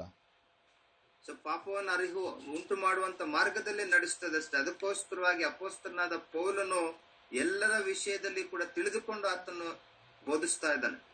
10절을 읽어보겠습니다. 갈라디아서 4장 10절. ಗಲಾತ್ಯ 4ನೇ ಅಧ್ಯಾಯ 10ನೇ ವಚನ. 너희가 날과 달과 절기와 해를 삼가 지킨다. ಇಲ್ಲಿ ನಾವು ನೋಡ್ತಾ ಇದ್ದೇವೆ, ನೀವು ಆಯಾ ದಿವಸಗಳನ್ನು, ಮಾಸಗಳನ್ನು, ಉತ್ಸಾಹ ಕಾಲಗಳನ್ನು, ಸಂವತ್ಸರಗಳನ್ನು ನಿಷ್ಠೆಯಿಂದ ಆಚರಿಸುತ್ತೀರಿ. 너희가 날과 달과 절기와 해를 삼가 지키는 것 보니까 너무 내가 답답하고 한심하다. ನೀವು ಆಯಾ ದಿವಸಗಳನ್ನು, ಮಾಸಗಳನ್ನು, ಉತ್ಸಾಹ ಕಾಲಗಳನ್ನು, ಸಂವತ್ಸರಗಳನ್ನು ನಿಷ್ಠೆಯಿಂದ ಆಚರಿಸುತ್ತೀರಿ. 날은 금식일, 패스팅 데이, 안식일 이런 것을 말합니다. ಈ ದಿನಗಳು, ಮಾಸಗಳೆಂದಾಗ ನೋಡುವಾಗ ಉಪವಾಸಗಳು, ಆಚಾರ ವಿಚಾರಗಳ ಕುರಿತು ತಿಳಿಸ್ತಾ ಇದೆ. 절기는 무엇입니까? ಮಾಸಗಳೆಂಬುದಾಗಿ ನೋಡುವಾಗ ಏನಾಗಿದೆ? 영어로는 시즌으로 되어 있는데요. ಇಂಗ್ಲಿಷ್ ಬೈಬಲ್ ಅಲ್ಲಿ ನೋಡ್ತೇವೆ ಸೀಸನ್ ಎಂಬುದಾಗಿ. 6월절, 오순절, 장막절, 나팔절, 수전절, 불임절을 말하고 있습니다. 다시 말합니다. 6월절, 패스오버 데이, ಆಯಾ ದಿನಗಳು, 오순절, ಮಾಸಗಳು, 펜티코스 데이, ಉತ್ಸವ ಕಾಲಗಳನ್ನು 이런 지키는 절기 시즌이 있지 않습니까? ಸಂವತ್ಸರಗಳನ್ನು ನಿಷ್ಠೆಯಿಂದ ಆಚರಣೆ ಮಾಡುತ್ತಿದ್ದಂತ ಪದ್ಧತಿ ಇತ್ತಲ್ವಾ? 그거를 열심히 지킨다는 것입니다. ಈ ಪದ್ಧತಿಗಳನ್ನ ಕ್ರಮವಾಗಿ ಆಚರಿಸ್ತಾ ಇದ್ರು. 여기서 이어져는 뭡니까? 해. 이어져 뭡니까? ಇಲ್ಲಿ ಉತ್ಸವ ಕಾಲಗಳು. 이 해는 7년마다 지키는 안식년. ಇಲ್ಲಿ ನಾವು ನೋಡ್ತೇವೆ, ಕ್ರಮಬದ್ಧವಾಗಿ ಅನೇಕ ಆಚಾರಗಳನ್ನ ಮಾಡ್ತಾ ಇದ್ರು. 50년마다 지키는 희년. 50 ವಾರಗಳಲ್ಲಿ ಮಾಡ್ತಾ ಇರುವಂತಹ ಆಚಾರ ವಿಚಾರಗಳು ಕೂಡ ಇದ್ದವು. 이런 절기들을 지킴으로써 율법의 정죄와 심판을 면하라 하는 그러한 신앙을 사도 바울은 책망하고 있습니다. ಈ ವಿಷಯಗಳನ್ನ ಕುರಿತು ಅಪೊಸ್ತಲನಾದ ಪೌಲನು ಹೇಳ್ತಾ ಇದ್ದಾನೆ, ನೀವು ಬರೀ ಆಚಾರ ವಿಚಾರಗಳಿಗೆ ಮಾತ್ರವೇ ಸೀಮಿತವಾಗಿದ್ದೀರಿ, ಆ ಬರೀ ಆಚಾರ ವಿಚಾರಗಳನ್ನು ಮಾತ್ರ ಪಾಲನೆ ಮಾಡುವುದು ಮಾತ್ರವೇ ಸಾಕಾಗುವುದಿಲ್ಲ ಎಂಬುದಾಗಿ. 율법은 지키지 않으면은 정죄하고 심판한다고 말하고 있습니다. ಧರ್ಮಶಾಸ್ತ್ರವು ಬೋಧನೆ ಮಾಡ್ತದೆ, ಇವೆಲ್ಲ ನೀವು ಮಾಡಿಲ್ಲ ಅಂತಂದ್ರೆ ನಿಮಗೆ ಆ ಒಂದು ತಕ್ಕ ಶಿಕ್ಷೆ ಉಂಟಾಗುತ್ತದೆ ಅನ್ನುವಂತ ರೀತಿಯಲ್ಲಿ ಬಾಲ ಬೋಧನೆ ನೋಡ್ತೇವೆ. 지키지 않아서 정죄받고 심판받지 않기 위해서 이런 것들을 지키고 있었다는 것입니다. ಒಂದು ವೇಳೆ ಸರಿಯಾದ ಬೋಧನೆಗೆ ಒಳಗಾಗದೇ ಇದ್ದಂತ ಸಂದರ್ಭದಲ್ಲಿ ಈ ಎಲ್ಲ ಆಚಾರಗಳಲ್ಲಿಯೇ ಸಮಯವನ್ನ ಕಳೆಯುವಂತವರಾಗಿರ್ತಾರೆ, ಸತ್ಯವಾದ ಮಾರ್ಗಕ್ಕೆ ದೂರವಾಗಿರ್ತಾರೆ. 사도 바울은 갈라디아 교회 성도들을 책망하고 있습니다.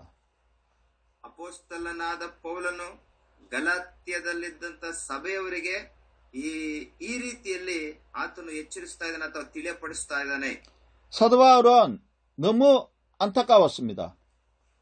ಅಪೊಸ್ತಲನಾದ ಪೌಲನಿಗೆ ತುಂಬಾ ಬೇಸರ ಆಗಿದೆ. ಬರೀ ಆಚಾರ ವಿಚಾರಗಳಿಗೆ ಮಾತ್ರವೇ ನೀವು ಸೀಮಿತರಾಗಿದ್ದೀರಲ್ಲ ಯಾಕೆ ಎಂಬುದಾಗಿ ಬೇಸರಗೊಂಡಿದ್ದಾರೆ.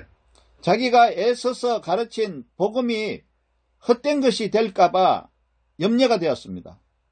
ನಾನು ನಿಮಗೆ ಕಲಿಸಿಕೊಟ್ಟಂತಹ ಸುವಾರ್ತೆ ಎಷ್ಟು ಶ್ರೇಷ್ಠವಾಗಿರುವಂತದ್ದು, ಅದರಿಂದ ನೀವಿನ್ನೂ ದೂರ ಉಳ್ಕೊಂಡಿದ್ದೀರಲ್ವಾ ಎಂಬುದಾಗಿ ಆತನ ಬೇಸರಿಕೆಯಿಂದ ತಿಳಿಸ್ತಾ ಇದ್ದಾರೆ.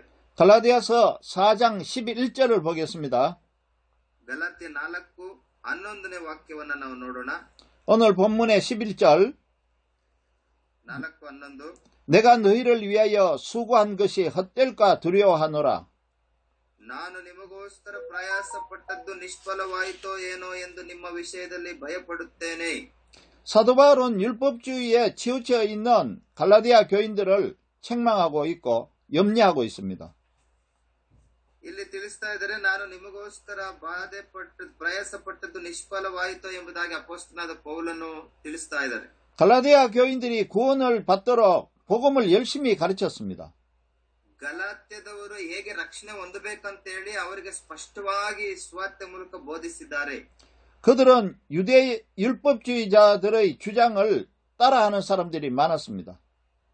ಯಾಕಂದ್ರೆ ಯೂದರು ಕಲಿಸಿಕೊಟ್ಟಂತದ್ದು ಮತ್ತೆ ತಪ್ಪಾದ ಬೋಧನೆಯಲ್ಲಿ ಕೂಡ ಅನೇಕರು ಅದನ್ನ ಹಿಂಬಾಲಿಸ್ತಾ ಇದ್ರು.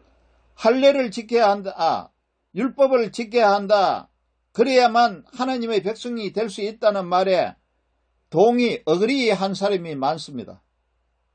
ಆ ಒಂದು ತಪ್ಪಾದ ಬೋಧನೆಯನ್ನ ಧರ್ಮಶಾಸ್ತ್ರವನ್ನ ಪಾಲನೆ ಮಾಡಲೇಬೇಕು, ಸುನ್ನತಿಯನ್ನ ಹೊಂದಲೇಬೇಕನ್ನುವಂತ ತಪ್ಪಾದ ಬೋಧನೆಗಳಿಗೂ ಅಥವಾ ಬಾಲ ಬೋಧನೆಗಳಿಗೂ ಕೂಡ ಹಿಂಬಾಲಿಸ್ತಾ ಇದ್ದಂತವರು ತುಂಬಾ ಜನ ಇದ್ರು.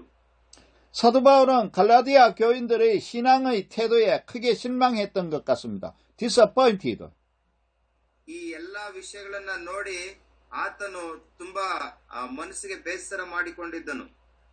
자기가 열심을 다해서 가르친 것이 헛된 것이 되지 않을까 염려가 되었던 것입니다. ನಾನು ಬೋಧಿಸಿದಂತಹ ಬೋಧನೆಯಿಂದ ನಾನು ಪಟ್ಟಂತ ಪ್ರಯಾಸ ವ್ಯರ್ಥವಾಯಿತೋ ಎಂಬುದಾಗಿ ಆತನು ಬೇಸರಿಕೆಯನ್ನ ಹೇಳ್ತಾ ಇದ್ದ. 이상으로 오늘 본문의 내용을 살펴봤습니다. ಇವತ್ತು ಕೂಡ ನಾವು 4ನೇ ಅಧ್ಯಾಯ 1ರಿಂದ 11ರ ತನಕ ಧ್ಯಾನ ಮಾಡಿದ್ದೀವಿ. 여러분 내용이 이해가 됩니까?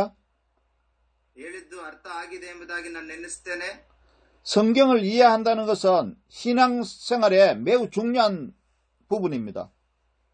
ಯಾಕಂದ್ರೆ ದೇವರ ಒಂದು ವಾಕ್ಯವನ್ನ ನಾವು ಕೇಳುವಾಗ ಓದುವಾಗ ಅನೇಕ ರೀತಿಯಲ್ಲಿ ಅರ್ಥವನ್ನ ಬೇರೆ ಬೇರೆ ರೀತಿಯಲ್ಲಿ ಅರ್ಥವನ್ನ ಸಿಗ್ತಾ ಇರ್ತದೆ ನಮಗೆ. 파스터가 성경을 잘 모르면 the basic spiritual principles of this world를 가르치게 된다는 것입니다. ಸೇವಕರಾಗಿರುವಂತ ನಾವು ಒಬ್ಬ ಪಾಸ್ಟರ್ ಬಂದು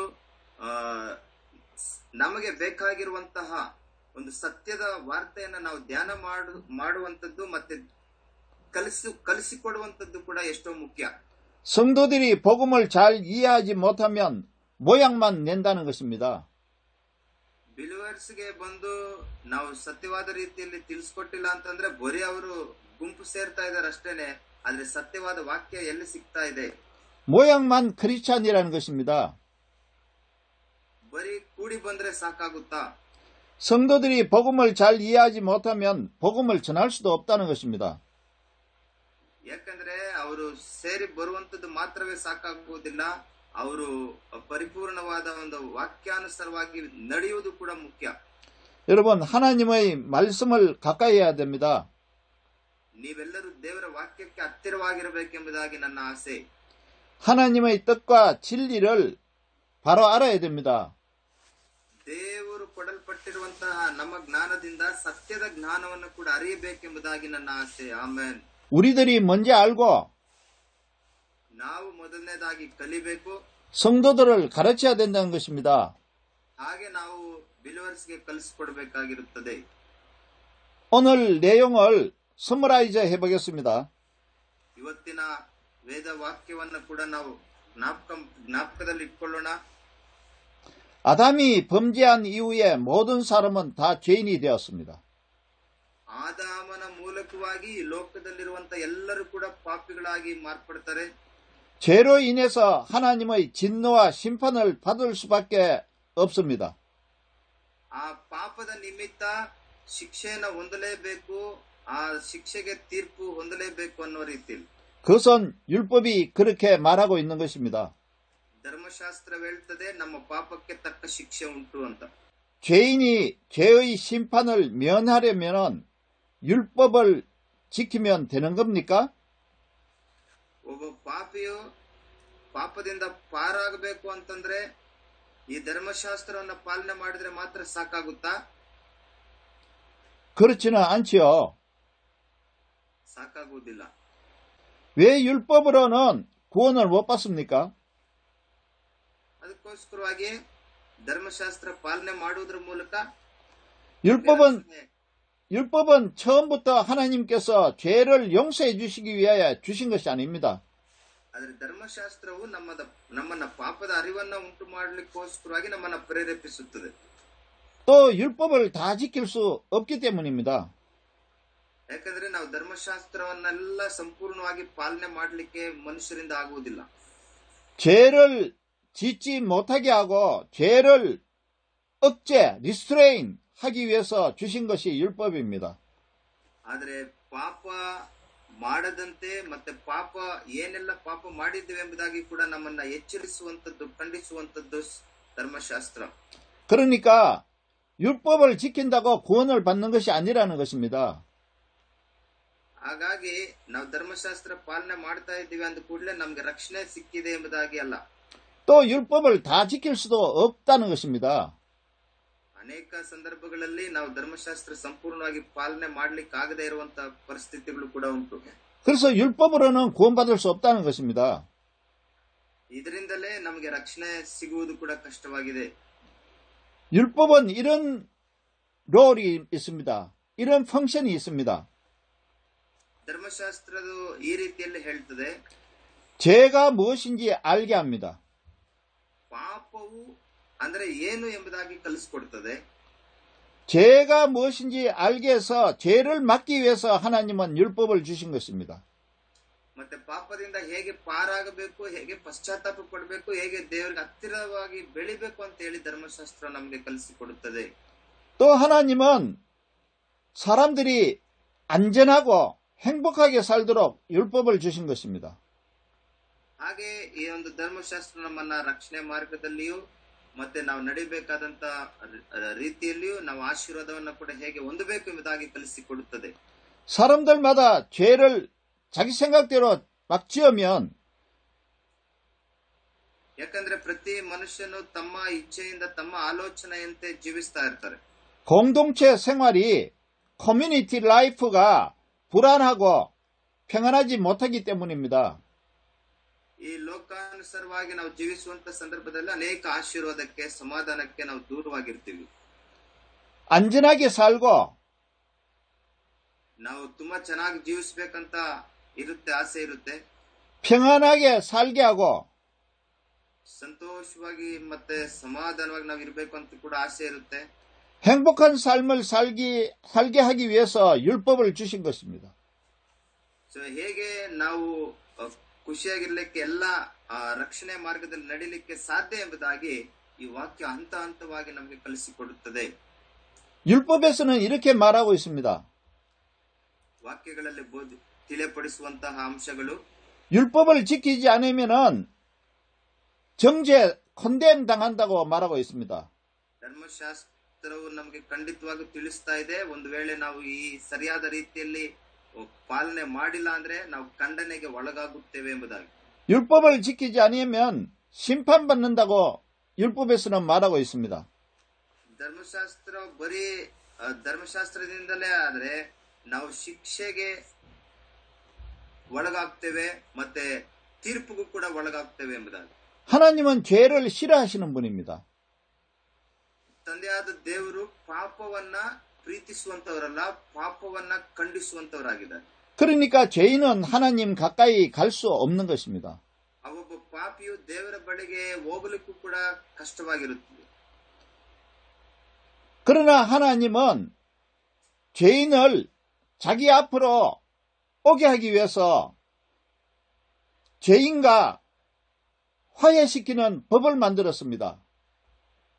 ಅದಕ್ಕೋಸ್ಕರವಾಗಿಯೇ ನಾವು ನೋಡ್ತೇವೆ, ತಂದೆಯಾದ ಆ ದೇವರು ನಮ್ಗೆ ಹೇಗೆ ರಕ್ಷಣೆ ಸಿಗಬೇಕು, ನಾವು ಹೇಗೆ ಪಾಪದಿಂದ ಪಾರಾಗಬೇಕಂತೇಳಿ ತಾನು ನಮ್ಮನ್ನ ಪ್ರೀತಿಸಿದ ರೀತಿಯನ್ನು ಕೂಡ ತಿಳಿಯಪಡಿಸ್ತಾ ಇದ್ದಾರೆ. 죄인은 하나님 앞에 가까이 갈 수 없고 ಪಾಪಿಯು ದೇವರ ಬಳಿಗೆ ಅಥವಾ ದೇವರನ್ನ ಸೇರ್ಲಿಕ್ಕೆ ಸಾಧ್ಯವಿಲ್ಲ. 하나님은 죄를 싫어하기 때문에 ಯಾಕಂದ್ರೆ ದೇವರು ಪಾಪವನ್ನ ಇಷ್ಟಪಡುವುದಿಲ್ಲ. 죄인과 펠로십을 가지기 위해서 제사법이라는 율법을 주신 것입니다. ಪಾಪಿಯೊಟ್ಟಿಗೆ ಐಕ್ಯತೆಯನ್ನ ಬೆಳೆಸಿಕೊಳ್ಳಲಿಕ್ಕೂ ಕೂಡ ದೇವರು ಇಷ್ಟಪಡುವುದಿಲ್ಲ. The law of sacrifice라는 제사법을 주셨다는 것입니다. ತನ್ನ ಮಗನ ಮೂಲಕವಾಗಿ ಒಂದು ರಕ್ಷಣೆ ಸಿಗಲಿಕ್ಕೋಸ್ಕರವಾಗಿ ಕೂಡ ತನ್ನ ಸಮರ್ಪಣೆ ಮಾಡುವಂತದ್ದನ್ನ ನೋಡಿದ್ದೇವೆ. 이 제사법은 많은 율법 중에 한 가지입니다. ಎಲ್ಲ ಪಾಪಿಗಳನ್ನ ಕೂಡ ಐಕ್ಯಗೊಳಿಸಲಿಕ್ಕೋಸ್ಕರವಾಗಿ ತನ್ನ ಕುಮಾರನನ್ನೇ ಅರ್ಪಿಸಿಕೊಟ್ಟಿದ್ದಾರೆ. 하나님과 죄인 사이에 템포러리리 일시적으로 화해하는 그런 수단입니다. ತಂದೆಯಾದ ದೇವರು ತನ್ನ ಕುಮಾರನ ಮೂಲಕವಾಗಿ ನಮ್ಮಲ್ಲಿರುವಂತಹ ಎಲ್ಲ ಲೋಕಾನುಸಾರವಾದ ಪಾಪದಿಂದ ಬಿಡುಗಡೆಯನ್ನ ಕೊಟ್ಟಿದ್ದಾರೆ, ದೂರ ಮಾಡಿದ್ದಾರೆ ಎಂಬುದಾಗಿ ನೋಡ್ತೇವೆ. 하나님은 죄인과 화해하기를 원하고 있습니다. ದೇವರಿಗೆ ಇಷ್ಟ ಏನಂದ್ರೆ ಪ್ರತಿ ಮನುಷ್ಯರೊಟ್ಟಿಗೆ ಪ್ರತಿಯೊಬ್ಬರೊಟ್ಟಿಗೂ ಕೂಡ ಐಕ್ಯತೆಯಿಂದ ಇರಬೇಕೆಂಬುದಾಗಿ. 그러나 죄인은 하나님을 몰라서 죄만 범하고 있는 거예요. ಪಾಪದಲ್ಲಿರುವಂತವರನ್ನ ಆತನು ಸೇರಿಸಿಕೊಳ್ಳುವುದಿಲ್ಲ, ಮತ್ತೆ ಪಾಪದ ಅರಿವು ಯಾರಲ್ಲಿ ಪಶ್ಚಾತ್ತಾಪ ಬರ್ತೆ ಅಂತವರೊಟ್ಟಿಗೆ ಐಕ್ಯತೆಯನ್ನ ಬೆಳೆಸಿಕೊಳ್ಳುತ್ತಾರೆ. 그래서 죄인은 하나님 앞에 갈 수 없다는 겁니다. ಸೊ ಯಾವ ಪಾಪಿಯೂ ಕೂಡ ದೇವರ ಬಳಿಗೆ ಸೇರ್ಲಿಕ್ಕೆ ಸಾಧ್ಯವಿಲ್ಲ. 아담이 죄를 범하면서 하나님을 피해서 나무 뒤에 숨었잖아요. ನಮ್ಗೆಲ್ಲ ಗೊತ್ತಿರುವ ಹಾಗೆ ಆದಾಮನ ವಿಷಯದಲ್ಲಿ ಕೂಡ ನಾವು ನೋಡ್ತೇವೆ. ಆದಾಮನು ಪಾಪ ಮಾಡಿರೋದ್ರಿಂದ ತನ್ನ ಮೂಲಕ ಎಲ್ಲರೂ ಕೂಡ ಪಾಪಿಗಳಾದ್ರಿಂದ. 그러니까 죄인은 누구든지 하나님 앞에 나오기를 무서워합니다.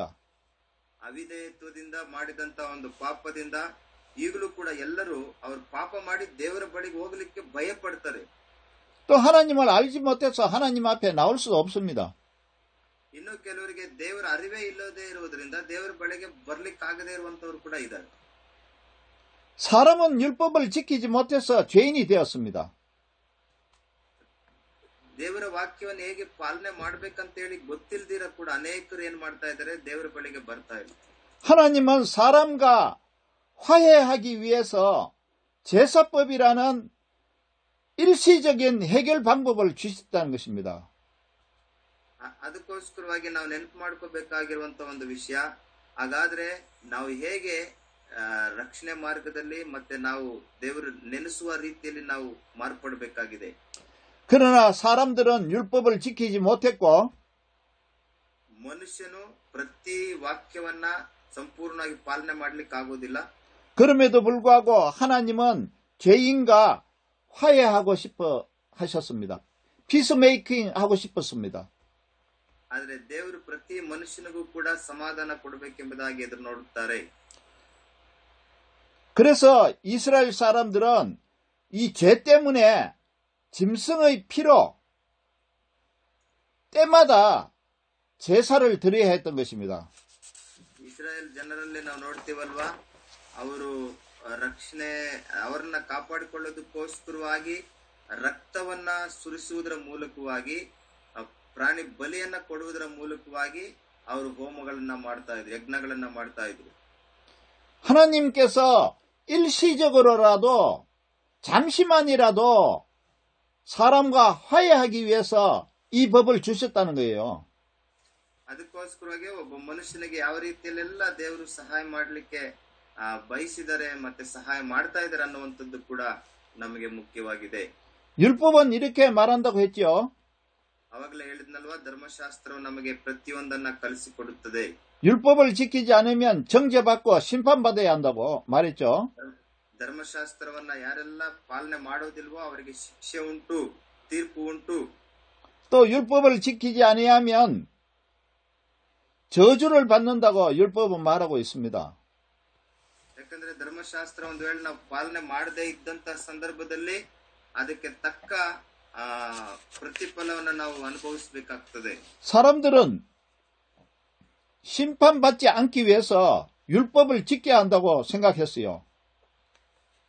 ದೇವರು ಮನುಷ್ಯನ ವಿಷಯದಲ್ಲಿ ಈ ಧರ್ಮಶಾಸ್ತ್ರವನ್ನ ಪಾಲನೆ ಮಾಡದಿರ ಇದ್ರೆ ನಾವು ಯಾವ ಶಿಕ್ಷೆಗೆ ಒಳಗಾಗ್ತೀವಿ ಅನ್ನುವಂತ ಅರಿವಿಲ್ಲದವರಾಗಿದ್ದಾರೆ.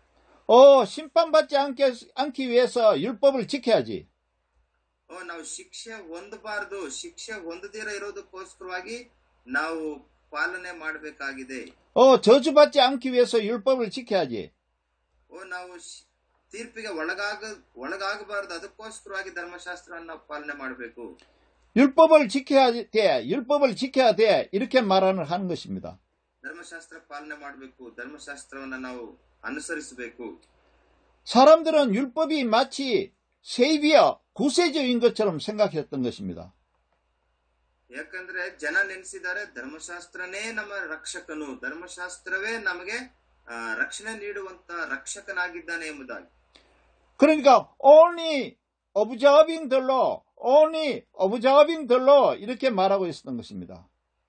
ಅದಕ್ಕೋಸ್ಕರ ಹೇಳ್ತಾ ಇದ್ದಾರೆ ಬರೀ ವಾಕ್ಯಗಳನ್ನ ಪಾಲನೆ ಮಾಡುವುದರಿಂದ, ಗಮನಿಸುವುದರಿಂದ, ದೇವರ ವಾಕ್ಯಗಳನ್ನ ಗಮನಿಸುವುದರಿಂದಲೇ ನಮಗೆ ರಕ್ಷಣೆ ಅನ್ನೋ ರೀತಿ. 이런 생각이 율법의 노예가 됐다는 말입니다. ಇಂತಹ ಆಲೋಚನೆಗಳಲ್ಲಿ ಉಳ್ಳಂತವರು ಕೂಡ ಉಂಟೆಂಬುದಾಗಿ ಧರ್ಮಶಾಸ್ತ್ರ ತಿಳಿಸುತ್ತದೆ. 이런 생각 때문에 율법에 매여 살고 있었다는 것입니다. ಇಂತಹ ವಿಷಯಗಳಿಂದ ಎಲ್ಲ ಪ್ರತಿಯೊಬ್ಬರಿಗೂ ಕೂಡ ತಿದ್ದುತ್ತಾ ತಿಳಿಯಪಡಿಸ್ತಾ ಇದೆ ವಾಕ್ಯವು. 이스라엘 사람들, 유대인들은 이렇게 생각하면서 율법을 지키려고 온 힘을 다 쏟은 것입니다. ಅದಕ್ಕೋಸ್ಕರವಾಗಿ ಇಸ್ರಾಯೇಲ್ನ ಜನರಾಗಿರಬಹುದು, ಎಲ್ಲ ಯೂದ ಜನರಾಗಿರಬಹುದು, ಬರೀ ಯಾವ ಒಂದು ರೀತಿಯಲ್ಲಿ ನಮಗೆ ರಕ್ಷಣೆ ಉಂಟು, ಯಾವ ರೀತಿಯಲ್ಲಿ ನಾವು ರಕ್ಷಿಸಲ್ಪಡುವಂತವರಾಗಿದ್ದೇವೆ ಅನ್ನುವಂಥದ್ರ ಕುರಿತು ಕೂಡ ತಿಳಿದುಕೊಳ್ತಾ ಇದ್ದರು. 유대인 율법주의자들은 마치 율법을 지키면 심판을 받지 않는다고 생각했던 것입니다. ಆದರೆ ಅದರಲ್ಲಿ ಕೂಡ ಸರಿಯಾದ ಅರಿವಿಲ್ಲದೆ ಇದ್ದಂತವರು ಅವ್ರು ಯಾವಾಗಲೂ ಓದಿದ್ರು, ತಿಳ್ಕೊಳ್ತಾ ಇದ್ರು, ತಿಳಿದಿದ್ರು ಕೂಡ ನಮ್ಗೆ ರಕ್ಷಣೆ ಅನ್ನುವಂಥದ್ದು ಬರೀ ಧರ್ಮಶಾಸ್ತ್ರ ಪಾಲನೆ ಮಾಡುವುದರಿಂದಲೇ ರಕ್ಷಣೆ ಉಂಟೇನೋ ಎಂಬುದಾಗಿ ಕೂಡ ತಿಳ್ಕೊಂಡಿದ್ರು. 그들에게는 그 생각이 당연한 것입니다. ಆದ್ರೆ ಆ ಒಂದು ಆಲೋಚನೆ ಎಷ್ಟರ ಮಟ್ಟಿಗೆ ಸರಿಯಾದ ರೀತಿಯಲ್ಲಿ ಅವರು ಮಾಡಿದ್ದಾರೆ. 왜냐하면 그들은 율법을 지켜야 하는 사람들이기 때문에 그렇습니다. ಧರ್ಮಶಾಸ್ತ್ರವನ್ನ ಪಾಲನೆ ಮಾಡುವುದು ಮೊದಲನೆಯ ಹಂತವಾಗಿ ಅಥವಾ ಮುಖ್ಯ ಎಂಬುದಾಗಿ ಅವರು ತಿಳಿದುಕೊಂಡಿದ್ರು. ಹಾಗೆ ಎಲ್ಲರೂ ಕೂಡ ಪಾಲನೆ ಮಾಡಕ್ಕಾಗುತ್ತಾ? 그러나 사람은 누구든지 어떤 한 사람도 율법을 다 지킬 수 없는 것입니다. ಸತ್ಯವೇದದಲ್ಲಿರುವಂತ ಪ್ರತಿ ವಾಕ್ಯವನ್ನ ಪಾಲನೆ ಮಾಡುತ್ತಿರುವಂತ ಮನುಷ್ಯರು ಭೂಮಿ ಮೇಲೆ ಯಾರು ಕೂಡ ಇಲ್ಲ. ಯಾಕಂದ್ರೆ ನಾವೆಲ್ಲವನ್ನ ಅನುಸರಿಸಲಿಕ್ಕಾಗುವುದಿಲ್ಲ. 그래서 하나님은 율법을 완전하게 지킬 수 있는 하나님의 아들을 보내신 것입니다.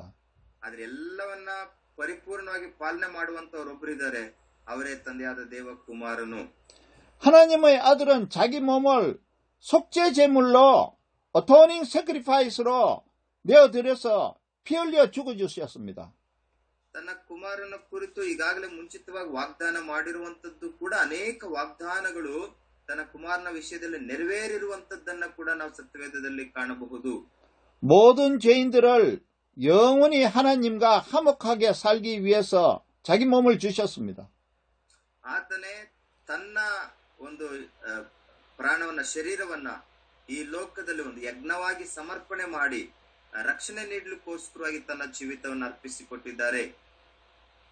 죄를 용서받게 하시고 구원받게 하시는 길을 열어주셨습니다. ಪಾಪದಿಂದ ಬಿಡುಗಡೆ ಕೊಟ್ಟಿದ್ದಾರೆ, ರಕ್ಷಣೆ ಮಾರ್ಗದಲ್ಲಿ ನಡೆಸ್ತಾ ಇದ್ದಾರೆ, ಮತ್ತೆ ಆತನು ನಮಗೋಸ್ಕರವಾಗಿ ತನ್ನ ಪ್ರಾಣವನ್ನ ಅರ್ಪಿಸಿದ್ದಾರೆ. 그 아들은 자기 몸을 대속제물로, 속죄제물, 어토닝 세크리파이스로, 화목제물로 하나님께 드렸던 것입니다.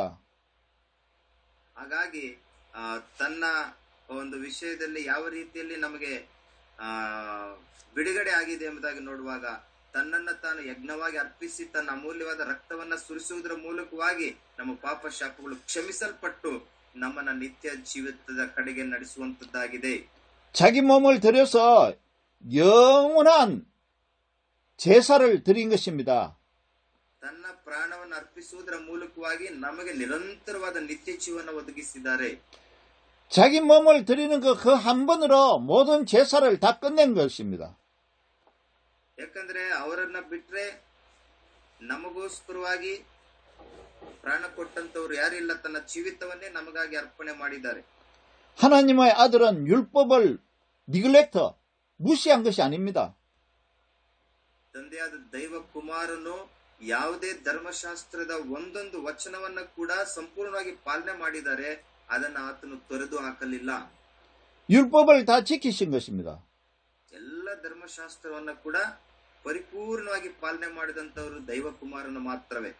저주받고 심판받는다는 율법까지도 죽음으로 다 지키신 것입니다. ಆತನು ಕೂಡ ತೀರ್ಪಿಗೆ ಒಳಗಾಗ್ತಾರೆ, ಶಿಕ್ಷೆಗೆ ಒಳಗಾಗ್ತಾರೆ. 자기 몸을 죽음으로 다 지켰다는 것입니다. ಆತನು ಈ ಲೋಕ ಶರೀರವನ್ನ ಧರಿಸಿಕೊಂಡು ಈ ಎಲ್ಲವನ್ನು ಕೂಡ ಧರ್ಮಶಾಸ್ತ್ರ ಸಂಪೂರ್ಣವಾಗಿ ವಿಧೇಯನಾಗಿ ಪಾಲನೆ ಮಾಡ್ತಾರೆ. 저주받고 심판받는다는 그 율법을 지켰다는 것입니다. ಶಿಕ್ಷೆಗೂ ತೀರ್ಪಿಗೂ ಕೂಡ ಆತನು ಒಳಗಾಗುವಂತದ್ದನ್ನ ನಾವು ನೋಡ್ತೇವೆ. 죄인 대신에 자기의 몸으로 율법이 요구하는 저주와 심판을 받은 것입니다. ಈ ಲೋಕಾನುಸಾರವಾಗಿ ಆತನು ನಮಗೆ ಯಾವ ರೀತಿಯಲ್ಲಿ ಶಿಕ್ಷೆಯನ್ನ ನಾವು ಹೊಂದಬೇಕಾಗಿತ್ತೋ ಆ ಶಿಕ್ಷೆಗೆ ತಾನು ತನ್ನನ್ನ ಸಮರ್ಪಣೆ ಮಾಡಿ ನಮ್ಮನ್ನ ಪಾರು ಮಾಡಿದ್ದಾರೆ. 죄인은 저주와 심판을 받아야 한다는 율법의 요구를 만족시킨 것입니다. ಒಬ್ಬ ಪಾಪಿಯು ಖಂಡಿತವಾಗಿಯೂ ಶಿಕ್ಷೆಯನ್ನ ಹೊಂದಲೇಬೇಕು, ತೀರ್ಪಿಗೆ ಒಳಗಾಗಲೇಬೇಕಾಗಿದೆ. 그 아들이 누구입니까? ಅದರಿಂದ ಪಾರು ಮಾಡ್ಲಿಕ್ಕೋಸ್ಕರವಾಗಿ ದೈವ ಕುಮಾರನು ಬಂದನು. 그 아들은 우리를 죄에서 구원하신 그리스도입니다. ಆ ಪಾರು ಮಾಡ್ಲಿಕ್ಕೋಸ್ಕರವಾಗಿ ಬಂದಂತ ದೈವ ಕುಮಾರನು ಕ್ರಿಸ್ತನಾಗಿದ್ದಾನೆ. 바로 예수님이라는 것입니다. ಇನ್ನ ಒಂದು ರೀತಿಯಲ್ಲಿ ಯೇಸು ಸ್ವಾಮಿ ಎಂಬುದಾಗಿ ಹೇಳ್ಬೋದು. 예수님은 사람이 지키지 못한 율법을 자기가 죽음으로 율법을 다 지키신 것입니다. ಯೇಸು ಸ್ವಾಮಿಯು ಮನುಷ್ಯನು ಪಾಲನೆ ಮಾಡ್ಲಿಕ್ಕೆ ಆಗದೇ ಇರುವಂತಹ ಧರ್ಮಶಾಸ್ತ್ರವನ್ನೆಲ್ಲ ಸಂಪೂರ್ಣವಾಗಿ ಆತನು ವಿಧೇಯನಾಗಿ ಪಾಲನೆ ಮಾಡಿದನು. 나무에 달려 자기 몸으로 저주를 대신 받으신 것입니다. ಹಾಗಾಗಿ ಆತನು ಮರದ ಮೇಲೆ ತೂಗು ಹಾಕಲ್ಪಟ್ಟನು, ತನ್ನ ಪ್ರಾಣವನ್ನೇ ಅರ್ಪಣೆ ಮಾಡಿದನೆಂಬುದಾಗಿ ಕೂಡ ನೋಡ್ತೇವೆ. 그래서 예수님은 십자가에 못 박혀 숨을 거두시기 전에 하신 말씀이 있습니다. ಯೇಸು ಸ್ವಾಮಿ ಶಿಲುಬೆಯ ಮೇಲೆ ತಾನು ಮರಣ ಹೊಂದುತ್ತಿದ್ದಂತ ಸಂದರ್ಭದಲ್ಲಿ ಕೂಡ ಮಾತನಾಡಿದ್ದ ಉಂಟು. 예수님이 마지막으로 하신 말씀은 다 이루었다라는 말씀입니다. ಕೊನೆಯದಾಗಿ ಶಿಲುಬೆಯಲ್ಲಿ ಆತನಾಡಿದಂತಹ ಒಂದು ಮಾತು ಎಲ್ಲವೂ ಮಾಡಿ ಮುಗಿಯಿತು ಅಥವಾ ತೀರಿತು ಎಂಬುದಾಗಿ. 요한복음 19장 30절의 말씀에 이런 말씀이 있습니다. ಯೋಹಾನ 19:30ರಲ್ಲಿ ಈ ರೀತಿಯಲ್ಲಿ ನಾವು ನೋಡ್ತೇವೆ. 요한복음 19장 30절. ಯೋಹಾನ 19:30. 예수께서 신 포도주를 받으신 후에 이르시되 다 이뤘다 하시고 머리를 숙이니 영혼이 떠나가시니라. ಯೇಸು ಆ ಹುಳಿ ರಸವನ್ನು ತಕ್ಕೊಂಡ ಮೇಲೆ ತೀರಿತು ಎಂದು ಹೇಳಿ ತಲೆ ಬಾಗಿಸಿ ಆತ್ಮವನ್ನ ಒಪ್ಪಿಸಿಕೊಟ್ಟನು. 율법을 다 이뤘다는 것입니다. ಇಲ್ಲಿ ಈ ವಾಕ್ಯವನ್ನು ನಮಗೆ ತಿಳಿಸ್ತದೆ, ಆತನ ವಿಷಯದಲ್ಲಿ ಆತನು ಮಾಡಿದಂತ ಎಲ್ಲಾ ಕಾರ್ಯಗಳು ಮಾಡಿ ಮುಗಿಸಿದ್ದಾರೆ ಎಂಬುದಾಗಿ. 예수님은 하나님의 보내심을 받은 사명을 다 이뤘다는 것입니다. ಯೇಸು ಸ್ವಾಮಿಯನ್ನ ತಂದೆಯಾದ ದೇವರು ಈ ಲೋಕಕ್ಕೆ ಕಳಿಸಿಕೊಟ್ಟಿರುವಂತಹ ಎಲ್ಲ ಆಲೋಚನೆ, ಎಲ್ಲ ಕಾರ್ಯಗಳು ಮಾಡಿ ಮುಗಿದಿದೆ ಎಂಬುದಾಗಿ ತಿಳಿಸ್ತಾ ಇದ್ದಾರೆ. 예수님은 하나님의 아들이셨습니다. ಯೇಸು ಸ್ವಾಮಿಯು ತಂದೆಯಾದ ದೈವ ಕುಮಾರನಾಗಿದ್ದಾನೆ. 그가 이 땅에 내려오셔서 천하게 살다가 죽으셨습니다. ಈ ಲೋಕದಲ್ಲಿ ತಾನು ಜನಿಸಿ ಬೆಳೆದು ತನ್ನ ಪ್ರಾಣವನ್ನೇ ಒಪ್ಪಿಸಿಕೊಟ್ಟಿದ್ದಾರೆ. 대속제물로 어토닝 세크리파이스로 십자가에서 피 흘려 죽으셨습니다. ಆತನು ಒಂದು ಯಜ್ಞವಾಗಿ ತನ್ನ ಜೀವಿತವನ್ನೇ, ತನ್ನ ಪ್ರಾಣವನ್ನೇ ಶಿಲುಬೆಯ ಮೇಲೆ ಸಂಪೂರ್ಣವಾಗಿ ವಿಮೋಚಕನಾಗಿ ತನ್ನನ್ನ ಸಮರ್ಪಣೆ ಮಾಡಿಕೊಂಡಿದ್ದಾರೆ. 모든 죄인들을 살리시는 길을 여셨다는 겁니다. ಕಾರಣ ಒಂದೇ, ಎಲ್ಲ ಪಾಪಿಗಳಿಗೂ ಕೂಡ ರಕ್ಷಣೆ ಉಂಟಾಗಬೇಕು, ಬಿಡುಗಡೆ ಸಿಗಬೇಕು ಎಂಬುದಾಗಿ. 사도 바울은 죄인이 죄를 용서받고 죄에서 구원받는 길을 가르치고 있습니다. ಅಪೊಸ್ತಲನಾದ ಪೌಲನು ತಿಳಿಸ್ತಾ ಇದ್ದಾರೆ, ಒಬ್ಬ ಪಾಪಿ ಹೇಗೆ ರಕ್ಷಣೆ ಹೊಂದಬೇಕು, ಒಬ್ಬ ಪಾಪಿ ತನ್ನ ಪಾಪದಿಂದ ಹೇಗೆ ಮನ ತಿರುಗಬೇಕು ಅಂತೇಳಿ ರಕ್ಷಣೆ ಕುರಿತು ತಿಳಿಸ್ತಾ ಇದೆ. 갈라디아서 2장 16절을 읽어보겠습니다. ಗಲಾತಿಯನ್ಸ್ ಚಾಪ್ಟರ್ 2 ವರ್ಸ್ 16 ನಾವು ಓದ್ಲಿಕ್ಕೆ ಹೋಗೋಣ. 사람이 어렵게 되는 것은 율법의 행위로 말미암음이 아니요 오직 예수 그리스도를 믿음으로 말미암는 줄 알므로 우리도 그리스도 예수를 믿나니 이는 우리가 율법의 행위로서가 아니고 그리스도를 믿음으로써 의롭다함을 얻으려 함이라. 율법의 행위로서는 의롭다함을 얻을 육체가 없느니라. ಗಲಾತ್ಯ 3ನೇ ಅಧ್ಯಾಯ 2ನೇ ಅಧ್ಯಾಯ ವಚನ. ಆದರೂ ಯಾವನಾದರೂ ಯೇಸು ಕ್ರಿಸ್ತನ ಮೇಲಿನ ನಂಬಿಕೆಯಿಂದಲೇ ಹೊರತು ನೇಮನಿಷ್ಠೆಗಳನ್ನು ಅನುಸರಿಸಿ ನೀತಿವಂತನೆಂದು ನಿರ್ಣಯಿಸಲ್ಪಡುವುದಿಲ್ಲವೆಂಬುದು ನಮಗೆ ತಿಳಿದಿರುವುದರಿಂದ ನಾವು ಸಹ ನೇಮನಿಷ್ಠೆಗಳನ್ನ ಬಿಟ್ಟು ಕ್ರಿಸ್ತನ ಮೇಲಿನ ನಂಬಿಕೆಯಿಂದಲೇ ನೀತಿವಂತರೆಂದು ನಿರ್ಣಯಿಸಲ್ಪಡುವುದಕ್ಕಾಗಿ ಕ್ರಿಸ್ತ ಯೇಸುವಿನಲ್ಲಿ ನಂಬಿಕೆ ಇಟ್ಟೆವು. ಯಾಕಂದರೆ ಯಾವನಾದರೂ ನೇಮ ನಿಷ್ಠೆಗಳನ್ನು ಅನುಸರಿಸಿ ನೀತಿವಂತನೆಂದು ನಿರ್ಣಯಿಸಲ್ಪಡುವುದಿಲ್ಲ. 죄인들은 이 복음을 알지 못하기 때문에 이렇게 생각하고 있습니다. ಪಾಪಿಯು ಈ ವಾಕ್ಯದ ಅರಿವು ಕೂಡ ಆಗದೇ ಇರುವುದರಿಂದ ವಾಕ್ಯವು ನಮಗೆ ಬೋಧಿಸ್ತಾ ಇದೆ. 좋은 일을 많이 해서 자기 죄를 해결하려고 합니다. ನಾನು ಒಳ್ಳೊಳ್ಳೆ ಕೆಲಸಗಳನ್ನ ಮಾಡಿದ್ರೆ ನನಗೆ ರಕ್ಷಣೆ ಎಂಬುದಾಗಿ ಕೂಡ ಕೆಲವರು ನೆನೆಸ್ತಾರೆ. 율법을 잘 지켜서 자기 죄를 해결하려고 합니다. ಧರ್ಮಶಾಸ್ತ್ರವನ್ನ ಪಾಲನೆ ಮಾಡುವುದರ ಮೂಲಕವಾಗಿ ನನಗೆ ರಕ್ಷಣೆ ಸಿಗುತ್ತೆ ಎಂಬುದಾಗಿ ನೆನೆಸುವವರು ಕೂಡ ಇರ್ತಾರೆ. 그러나 모든 사람은 인류의 조상인 아담의 원죄로 인해서 태어날 때부터 죄인으로 태어나는 것입니다. ಆದರೆ ಆದಾಮನ ಮೂಲಕವಾಗಿ ಎಲ್ಲ ಮನುಷ್ಯರು ಪಾಪಿಗಳಾಗಿದ್ದಾರೆ. ಹಾಗಾಗಿ ಪ್ರತಿ ಮನುಷ್ಯನು ಹುಟ್ಟಿದಾಗಿನಿಂದಲೇ ಪಾಪಿಗಳಾಗಿದ್ದಾರೆ. ಪ್ರತಿಯೊಬ್ಬರಿಗೂ ಕೂಡ ಪಾಪದ ಪಶ್ಚಾತ್ತಾಪ ಕೂಡ ಅಗತ್ಯ ಇದೆ. 아담의 오리지널 신 때문입니다. ಯಾಕಂದ್ರೆ ಮೊಟ್ಟ ಮೊದಲನೇದಾಗಿ ಆದಾಮನು ಮಾಡಿದಂತ ಪಾಪದ ನಿಮಿತ್ತ ಪ್ರತಿಯೊಬ್ಬರು ಆ ಪಾಪಿಗಳಾಗಿ ಮಾರ್ಪಟ್ಟಿದ್ದಾರೆ. 그래서 태어날 때부터 죄인으로 태어난다는 것입니다. ಹುಟ್ಟಿದಂದಿನಿಂದಲೂ ಕೂಡ ನಾವೆಲ್ಲರೂ ಪಾಪಿಗಳೆಂಬುದಾಗಿ ವಾಕ್ಯವು ತಿಳಿಸುತ್ತದೆ. 아무리 선한 행위로도 스스로는 죄 문제를 해결할 수 없다는 것을 그들은 모릅니다. ನಾವೆಲ್ಲ ಒಳ್ಳೆ ಕೆಲಸ ಕಾರ್ಯಗಳನ್ನ ಘನ ಕಾರ್ಯಗಳನ್ನ ಅಥವಾ ದಾನ ಧರ್ಮಗಳನ್ನ ಮಾಡುವುದರಿಂದ ಕೂಡ ರಕ್ಷಣೆ ಇದೆ ಎಂಬುದಾಗಿ ನಾವು ನೆನೆಸಬಾರದು.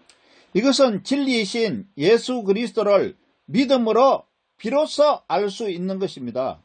ನಮಗೆ ಸಂಪೂರ್ಣದ ರಕ್ಷಣೆ ಇದೆ ಅಂದ್ರೆ ಯೇಸು ಕ್ರಿಸ್ತನ ನಮಗೋಸ್ಕರವಾಗಿ ಸುರಿಸಿದಂತ ರಕ್ತದ ಮೂಲಕ ಪಾಪ ಕ್ಷಮಾಪಣೆಯನ್ನ ಹೊಂದಿದಂತ ಪ್ರತಿಯೊಬ್ಬರಿಗೆ ನಂಬಿಕೆಯಿಂದಲೇ ರಕ್ಷಣೆ ಉಂಟು. 예수 그리스도를 믿으면 알게 된다는 것입니다. ಯೇಸು ಕ್ರಿಸ್ತನನ್ನ ನಂಬಿದರೆ ರಕ್ಷಣೆ ನಮಗೆ ಅರ್ಥವಾಗುತ್ತದೆ. 예수 그리스도를 믿지 않는 유대주의자들이나 율법주의자는 당연히 모르는 것입니다. ಯೇಸು ಸ್ವಾಮಿಯನ್ನ ನಂಬದೇ ಇದ್ದಂತ ಅನೇಕರು ಒಂದು ವೇಳೆ ಯೂದರಾಗಿರ್ಬೋದು ಅಥವಾ ಬೇರೆ ಯಾರೇ ಆಗಿರ್ಬೋದು ನಂಬಿಕೆ ಇಲ್ಲದೆ ರಕ್ಷಣೆ ಇಲ್ಲ.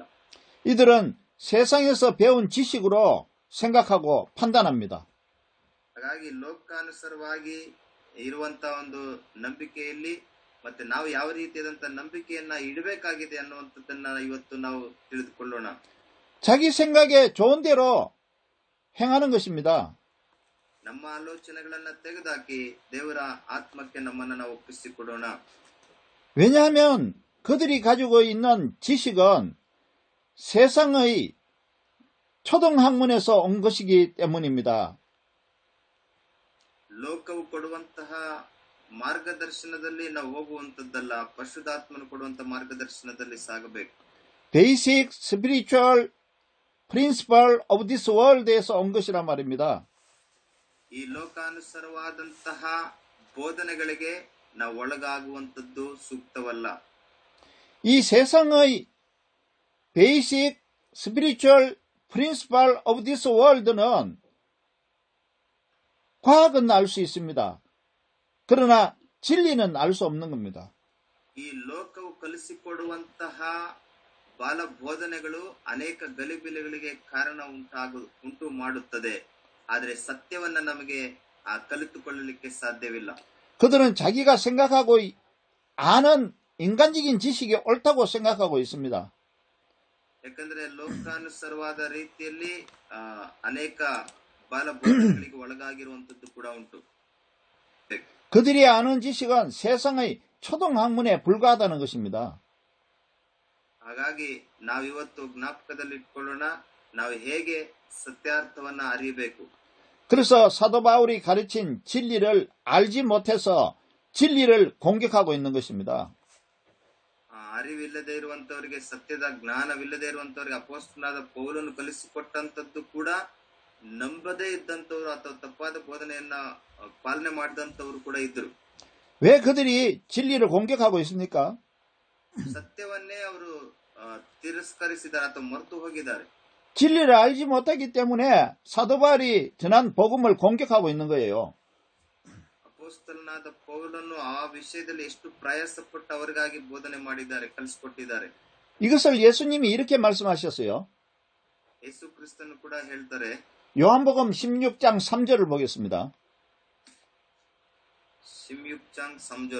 요한 16 verse 3 ನೋಡೋಣ. 그들이 이런 일을 할 것은 아버지와 나를 알지 못함이라. ಯೋಹಾನ 16ನೇ ಅಧ್ಯಾಯ 3ನೇ ವಚನದಲ್ಲಿ ನಾವು ನೋಡ್ತೇವೆ, ಅವರು ತಂದೆಯನ್ನಾದರೂ ನನ್ನನ್ನಾದರೂ ತಿಳಿಯದವರಾಗಿರುವುದರಿಂದ. 하나님과 진리신 예수님을 알지 못하기 때문에 이렇게 잘못된 일을 행한다는 것입니다. ಇಲ್ಲಿ ಅವರು ತಂದೆಯನ್ನಾದರೂ ನನ್ನನ್ನಾದರೂ ತಿಳಿಯದವರಾಗಿರುವುದರಿಂದ ಇಂಥದ್ದನ್ನು ನಿಮಗೆ ಮಾಡುವರು ಎಂಬುದಾಗಿ ನೋಡ್ತೇವೆ. 사도 바울은 세상이 뭐라고 해도 복음은 진리니까 끝까지 복음을 지켰습니다. ಅಪೊಸ್ತಲನಾದ ಪೌಲನು ನಂಬಿರುವಂತದ್ದು ದೇವರ ವಾಕ್ಯವೇ ಜ್ಞಾನ ಎಂಬುದಾಗಿ, ಆ ಜ್ಞಾನವನ್ನ ಸತ್ಯವನ್ನ ತಿಳಿದುಕೊಂಡು ಸತ್ಯವನ್ನ ಸಾರ್ತಾ ಇದ್ದರು. 그 복음을 목숨 걸고 지켰습니다. ಆ ಸತ್ಯವನ್ನ ಸಂಪೂರ್ಣವಾಗಿ ಅನೇಕರಿಗೆ ತಿಳಿಯಪಡಿಸುವುದನ್ನ ಕೂಡ ನಾವು ನೋಡ್ತೇವೆ. 세상을 향해서 그 복음을 전하고 가르쳤습니다. ಆತನ ಜೀವನ ವಿಚಾರವನ್ನೇ ಸಂಪೂರ್ಣವಾಗಿ ಸಾರಲಿಕ್ಕೋಸ್ಕರ ಅಥವಾ ಸುವಾರ್ತೆಯನ್ನು ಪ್ರಕಟಪಡಿಸಲಿಕ್ಕೋಸ್ಕರ ಒಪ್ಪಿಸಿಕೊಟ್ಟಿದ್ದನು. 세상의 초등학문에 노예가 되어 있는 사람들이 많습니다. ಈ ಲೋಕದಲ್ಲಿ ಅನೇಕ ಜನ ಅರಿಯದೇ ಇರುವಂತವರು, ದೇವರ ಸುವಾರ್ತೆಯನ್ನು ತಿಳಿಯದೇ ಇರುವಂತ ಎಲ್ಲರಿಗೂ ಕೂಡ ಆತನು ಸಾರಲಿಕ್ಕಾಗಿ ಪ್ರಾರಂಭಿಸಿದನು. 오늘 갈라디아서 4장 1절에서 11절의 이 말씀은 사도 바울이 그들에게 외치는 내용이었습니다. ಹಾಗಾಗಿ ಇವತ್ತು ನಾವು ಕೂಡ ಮಾಡಬೇಕಾಗಿರುವಂತದ್ದು ಏನೆಂಬುದಾಗಿ ತಿಳಿದುಕೊಳ್ಳೋಣ. ಗಲಾತ್ಯ 4ನೇ ಅಧ್ಯಾಯ 1-11 ನಮಗೆ ಯಾವ ರೀತಿಯಲ್ಲಿ ತಿಳಿಸಿದೆ, ನಾವು ಏನ್ ಮಾಡಬೇಕಾಗಿದೆ ಅನ್ನುವಂಥದ್ದನ್ನ ನಾವು ಕೂಡ ವೈಯಕ್ತಿಕವಾಗಿ ಓದಿ ಧ್ಯಾನ ಮಾಡಿಕೊಂಡು ಅದರಂತೆ ನಡೆಯೋಣ. 그들을 책망하는 내용이었습니다. ಇದು ಬಹಳ ಪ್ರಾಮುಖ್ಯವಾಗಿರುವಂತಹ ಅಂಶಗಳಾಗಿವೆ. 갈라디아 교회의 성도들에게만 한 말입니까? ಇದು ಬರೀ ಗಲಾತ್ಯ ಸಭೆಗಳವರಿಗೆ ಮಾತ್ರನೇ ತಿಳಿಸಿರುವಂತ ವಾಕ್ಯಗಳ? 우리들에게도 하는 책망의 말씀입니다. ನಮಗೂ ಕೂಡ, ನಮ್ಮೆಲ್ಲರಿಗೂ ಕೂಡ ಈಗಲೂ ಕೂಡ ಆತ್ಮನನುಸಾರವಾಗಿ ಎಚ್ಚರಿಸುವಂತ ಮಾತುಗಳಾಗಿವೆ ಎಂಬುದಾಗಿ ನಾವು ಸ್ವೀಕರಿಸಬೇಕಾಗಿದೆ. ಆಮೇನ್. 심판을 면하고 구원받으려면 율법을 지켜야 해 하는 사람들이 많았던 겁니다. ಈಗಲೂ ಕೂಡ ಅನೇಕ ಬಾಲ ಬೋಧನೆಗಳು ಬರ್ತಾ ಇರ್ತವೆ. ಆ ಬಾಲ ಬೋಧನೆಗಳಿಗೂ ಕೂಡ ನಾವು ಎಚ್ಚರವಾಗಿರಬೇಕಾಗಿದೆ. 그들은 율법의 노예가 될 뿐입니다. ಧರ್ಮಶಾಸ್ತ್ರವನ್ನ ಎಷ್ಟರ ಮಟ್ಟಿಗೆ ಪಾಲನೆ ಮಾಡುವಂತವರಿದ್ದಾರೆ. 율법에 따라서 한다면은 그들은 심판을 받을 수밖에 없는 사람들입니다. ಇವತ್ತು ಬರೀ ಧರ್ಮಶಾಸ್ತ್ರವನ್ನೇ ಹಿಡಿದಿರುವಂತವರು ರಕ್ಷಣೆ ಮಾರ್ಗದಲ್ಲಿ ನಡೆಯಲಿಕ್ಕೆ ಸಾಧ್ಯವಾಗದೇ ಇರುವಂತವರು ಕೂಡ ಇದ್ದಾರೆ. 우리는 믿음으로 어렵게 되고 구원을 받은 사람들입니다. ನಾವೆಲ್ಲರೂ ಧರ್ಮಶಾಸ್ತ್ರವನ್ನು ಸಂಪೂರ್ಣವಾಗಿ ಪಾಲನೆ ಮಾಡಿಕ್ಕಾಗಿಲ್ಲ ಅಂದ್ರೂ ಕೂಡ ನಂಬಿಕೆಯಿಂದ ದೇವರ ಕೃಪೆಯಿಂದಲೇ ನಾವು ರಕ್ಷಣೆ ಹೊಂದಿದವರಾಗಿದ್ದೇವೆ. 믿음으로 어렵게 되고 구원을 받는다는 것은 하나님이 아브라함에게 하신 약속입니다. ನಂಬಿಕೆಯಿಂದಲೇ ನಮಗೆ ರಕ್ಷಣೆ ಎಂಬುದಾಗಿ ನಮ್ಮ ಮೂಲ ಪಿತೃವಾಗಿದ್ದಂತ ಅಬ್ರಹಾಮನ ಮೂಲಕವಾಗಿ ಕೂಡ ತಿಳಿಯಪಡಿಸುವಂತದ್ದನ್ನ ಕಾಣಬಹುದು. 그러므로 우리는 죄에서 자유를 얻었습니다. ಹಾಗಾಗಿ ನಾವು ಕೂಡ ಪಾಪದಿಂದ ವಿಮೋಚಿಸಲ್ಪಟ್ಟಿದ್ದೇವೆ, ಪಾಪದಿಂದ ಪಾರಾಗಿದ್ದೇವೆ. ಅದು ನಂಬಿಕೆಯಿಂದ. 율법의 심판에서 자유를 얻었습니다. ಬರೀ ಧರ್ಮಶಾಸ್ತ್ರವನ್ನೇ ಇಟ್ಕೊಳ್ಳುವುದಾದ್ರೆ ಖಂಡಿತ ನಮಗೆ ಶಿಕ್ಷೆ, ತೀರ್ಪು ಖಂಡಿತ ಉಂಟು. 하나님으로부터 의로운 자녀로 인정받은 것입니다. ನಾವು ದೇವರಿಂದ ನೀತಿವಂತರಾಗಿ ಮಾರ್ಪಡ್ಲಿಕ್ಕೋಸ್ಕರವಾಗಿ ಒಪ್ಪಿಸಿಕೊಡುವಂತವರಾಗಿದ್ದೇವೆ. 오늘 본문 갈라디아서 4장 4절에서 5절 말씀을 읽어보겠습니다. ಇವತ್ತು ಓದಿದಂತ ವಾಕ್ಯದಲ್ಲಿ ಮತ್ತೊಂದು ಆವೃತ್ತಿ ನಾವು ಜ್ಞಾಪಕ ಮಾಡಿಕೊಳ್ಳುವುದಾದ್ರೆ ಗಲಾತ್ಯ 4ನೇ ಅಧ್ಯಾಯ 4 ಮತ್ತೆ 5ನೇ ವಚನ. 4절 5절 4-5. 때가 참에 하나님이 그 아들을 보내사 여자에게서 나게 하시고 율법 아래에 나게 하신 것은 율법 아래에 있는 자들을 속량하시고 우리로 아들의 명분을 얻게 하려 하십니다. ಆದರೆ ಕಾಲವು ಪರಿಪೂರ್ಣವಾದಾಗ ದೇವರು ತನ್ನ ಮಗನನ್ನು ಕಳಿಸಿಕೊಟ್ಟನು, ಧರ್ಮಶಾಸ್ತ್ರಧೀನರಾದವರನ್ನು ವಿಮೋಚಿಸಬೇಕೆಂತಲೂ ಪುತ್ರರ ಪದವಿಯನ್ನು ನಮಗೆ ದೊರಕಿಸಬೇಕೆಂತಲೂ ಆತನು ಸ್ತ್ರೀಯಲ್ಲಿ ಹುಟ್ಟಿದವನಾಗಿ ಧರ್ಮಶಾಸ್ತ್ರಧೀನನಾಗಿಯೂ ಬಂದನು. 여러분, 우리는 누구입니까? ಪ್ರೀತಿಯ ಸೇವಕರೇ, ನಾವೆಲ್ಲ ಯಾರಾಗಿದ್ದೇವೆ? 우리는 율법으로 구원받으려 하는 사람이 아닙니다. ನಾವು ಧರ್ಮಶಾಸ್ತ್ರಕ್ಕೆ ಅಧೀನರಾಗಿ ರಕ್ಷಣೆ ಹೊಂದುವಂತವರಲ್ಲ. 그러므로 율법의 노예도 아닙니다. ನಾವು ಧರ್ಮಶಾಸ್ತ್ರ ಅಧೀನರಾಗಿ ನಾವು ರಕ್ಷಣೆ ಹೊಂದುವಂತವರಲ್ಲ. 세상의 초등학문, The Basic Spiritual Principle of this World에 따라가는 자가 아닙니다. ನಾವು ಈ ಲೋಕಾನುಸಾರವಾಗಿ ಅನೇಕ ಜನ ಹೇಗೆ ಈ ಲೋಕದಲ್ಲಿ ಬಾಲ ಬೋಧನೆಗಳಿಗೆ ಒಳಗಾಗ್ತಾರೋ ಅಂತವರು ಕೂಡ ಅಲ್ಲ. 우리는 예수 그리스도를 믿음으로 하나님으로부터 의롭다함을 인정받은 사람입니다. ನಾವು ಯಾರಪ್ಪ ಅಂತಂದ್ರೆ ಯೇಸು ಕ್ರಿಸ್ತನ ಮೂಲಕವಾಗಿ ಆರಿಸಲ್ಪಟ್ಟು ಪಾಪ ಕ್ಷಮಾಪಣೆಯನ್ನ ಹೊಂದಿದಂತ ದೈವ ಪುತ್ರರಾಗಿದ್ದೇವೆ. 우리는 예수 그리스도를 믿었기 때문에 우리의 모든 죄를 속량받은 사람입니다.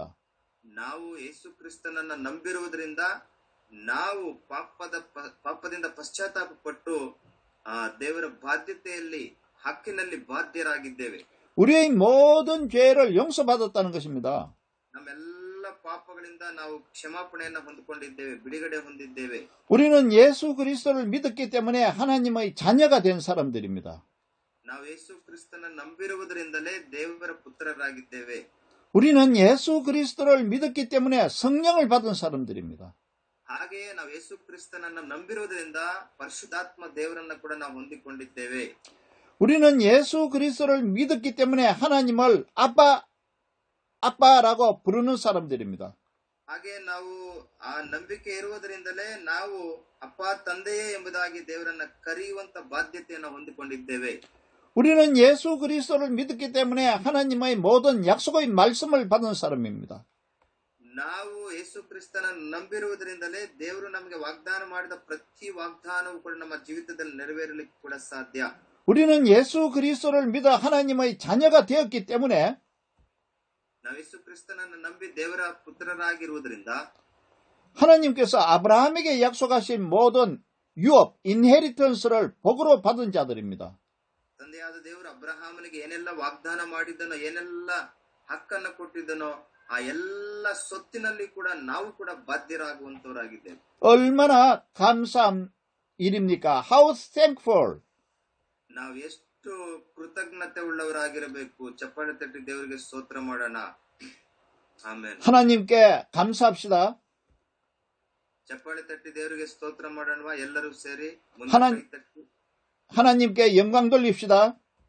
ದೇವರ ನಾಮಕ್ಕೆ ಮಹಿಮೆ ಸಲ್ಲಿಸೋಣ. 또 세상의 모든 사람들을 우리로 말미암아 복받게 하는 사명을 잘 감당합시다. ಯಾಕಂದ್ರೆ ಆ ಒಂದು ಕೃತಜ್ಞತೆಯನ್ನ ಸಲ್ಲಿಸುವರಾಗಿ ನಾವು ಹೊಂದಿಕೋಬೇಕಾಗಿರುವಂತ, ನಾವು ಪಡ್ಕೋಬೇಕಾಗಿರುವಂತ ಎಲ್ಲ ಆಶೀರ್ವಾದಗಳಿಗೆ ನಾವು ಬಾಧ್ಯರಾಗಿರೋಣ. ದೇವರು ನಿಮ್ಮನ್ನು ಆಶೀರ್ವಾದ ಮಾಡಲಿ. 이렇게 하는 저와 여러분 되기를 예수 그리스도의 이름으로 축복합니다. ನೀವು, ನಿಮ್ಮ ಕುಟುಂಬಗಳು, ನಿಮ್ಮ ಸಭೆಗಳು ಈ ರೀತಿಯಾದಂತಹ ಹಕ್ಕಿಗೆ, ಬಾಧ್ಯತೆಗೆ ಒಳಗಾಗಿ ಆಶೀರ್ವದಿಸಲ್ಪಡಬೇಕೆಂಬುದಾಗಿ ಯೇಸು ಕ್ರಿಸ್ತನ ನಾಮದಲ್ಲಿ ಶುಭವನ್ನು ಹಾರೈಸುತ್ತೇನೆ. ಆಮೆನ್. 할렐루야.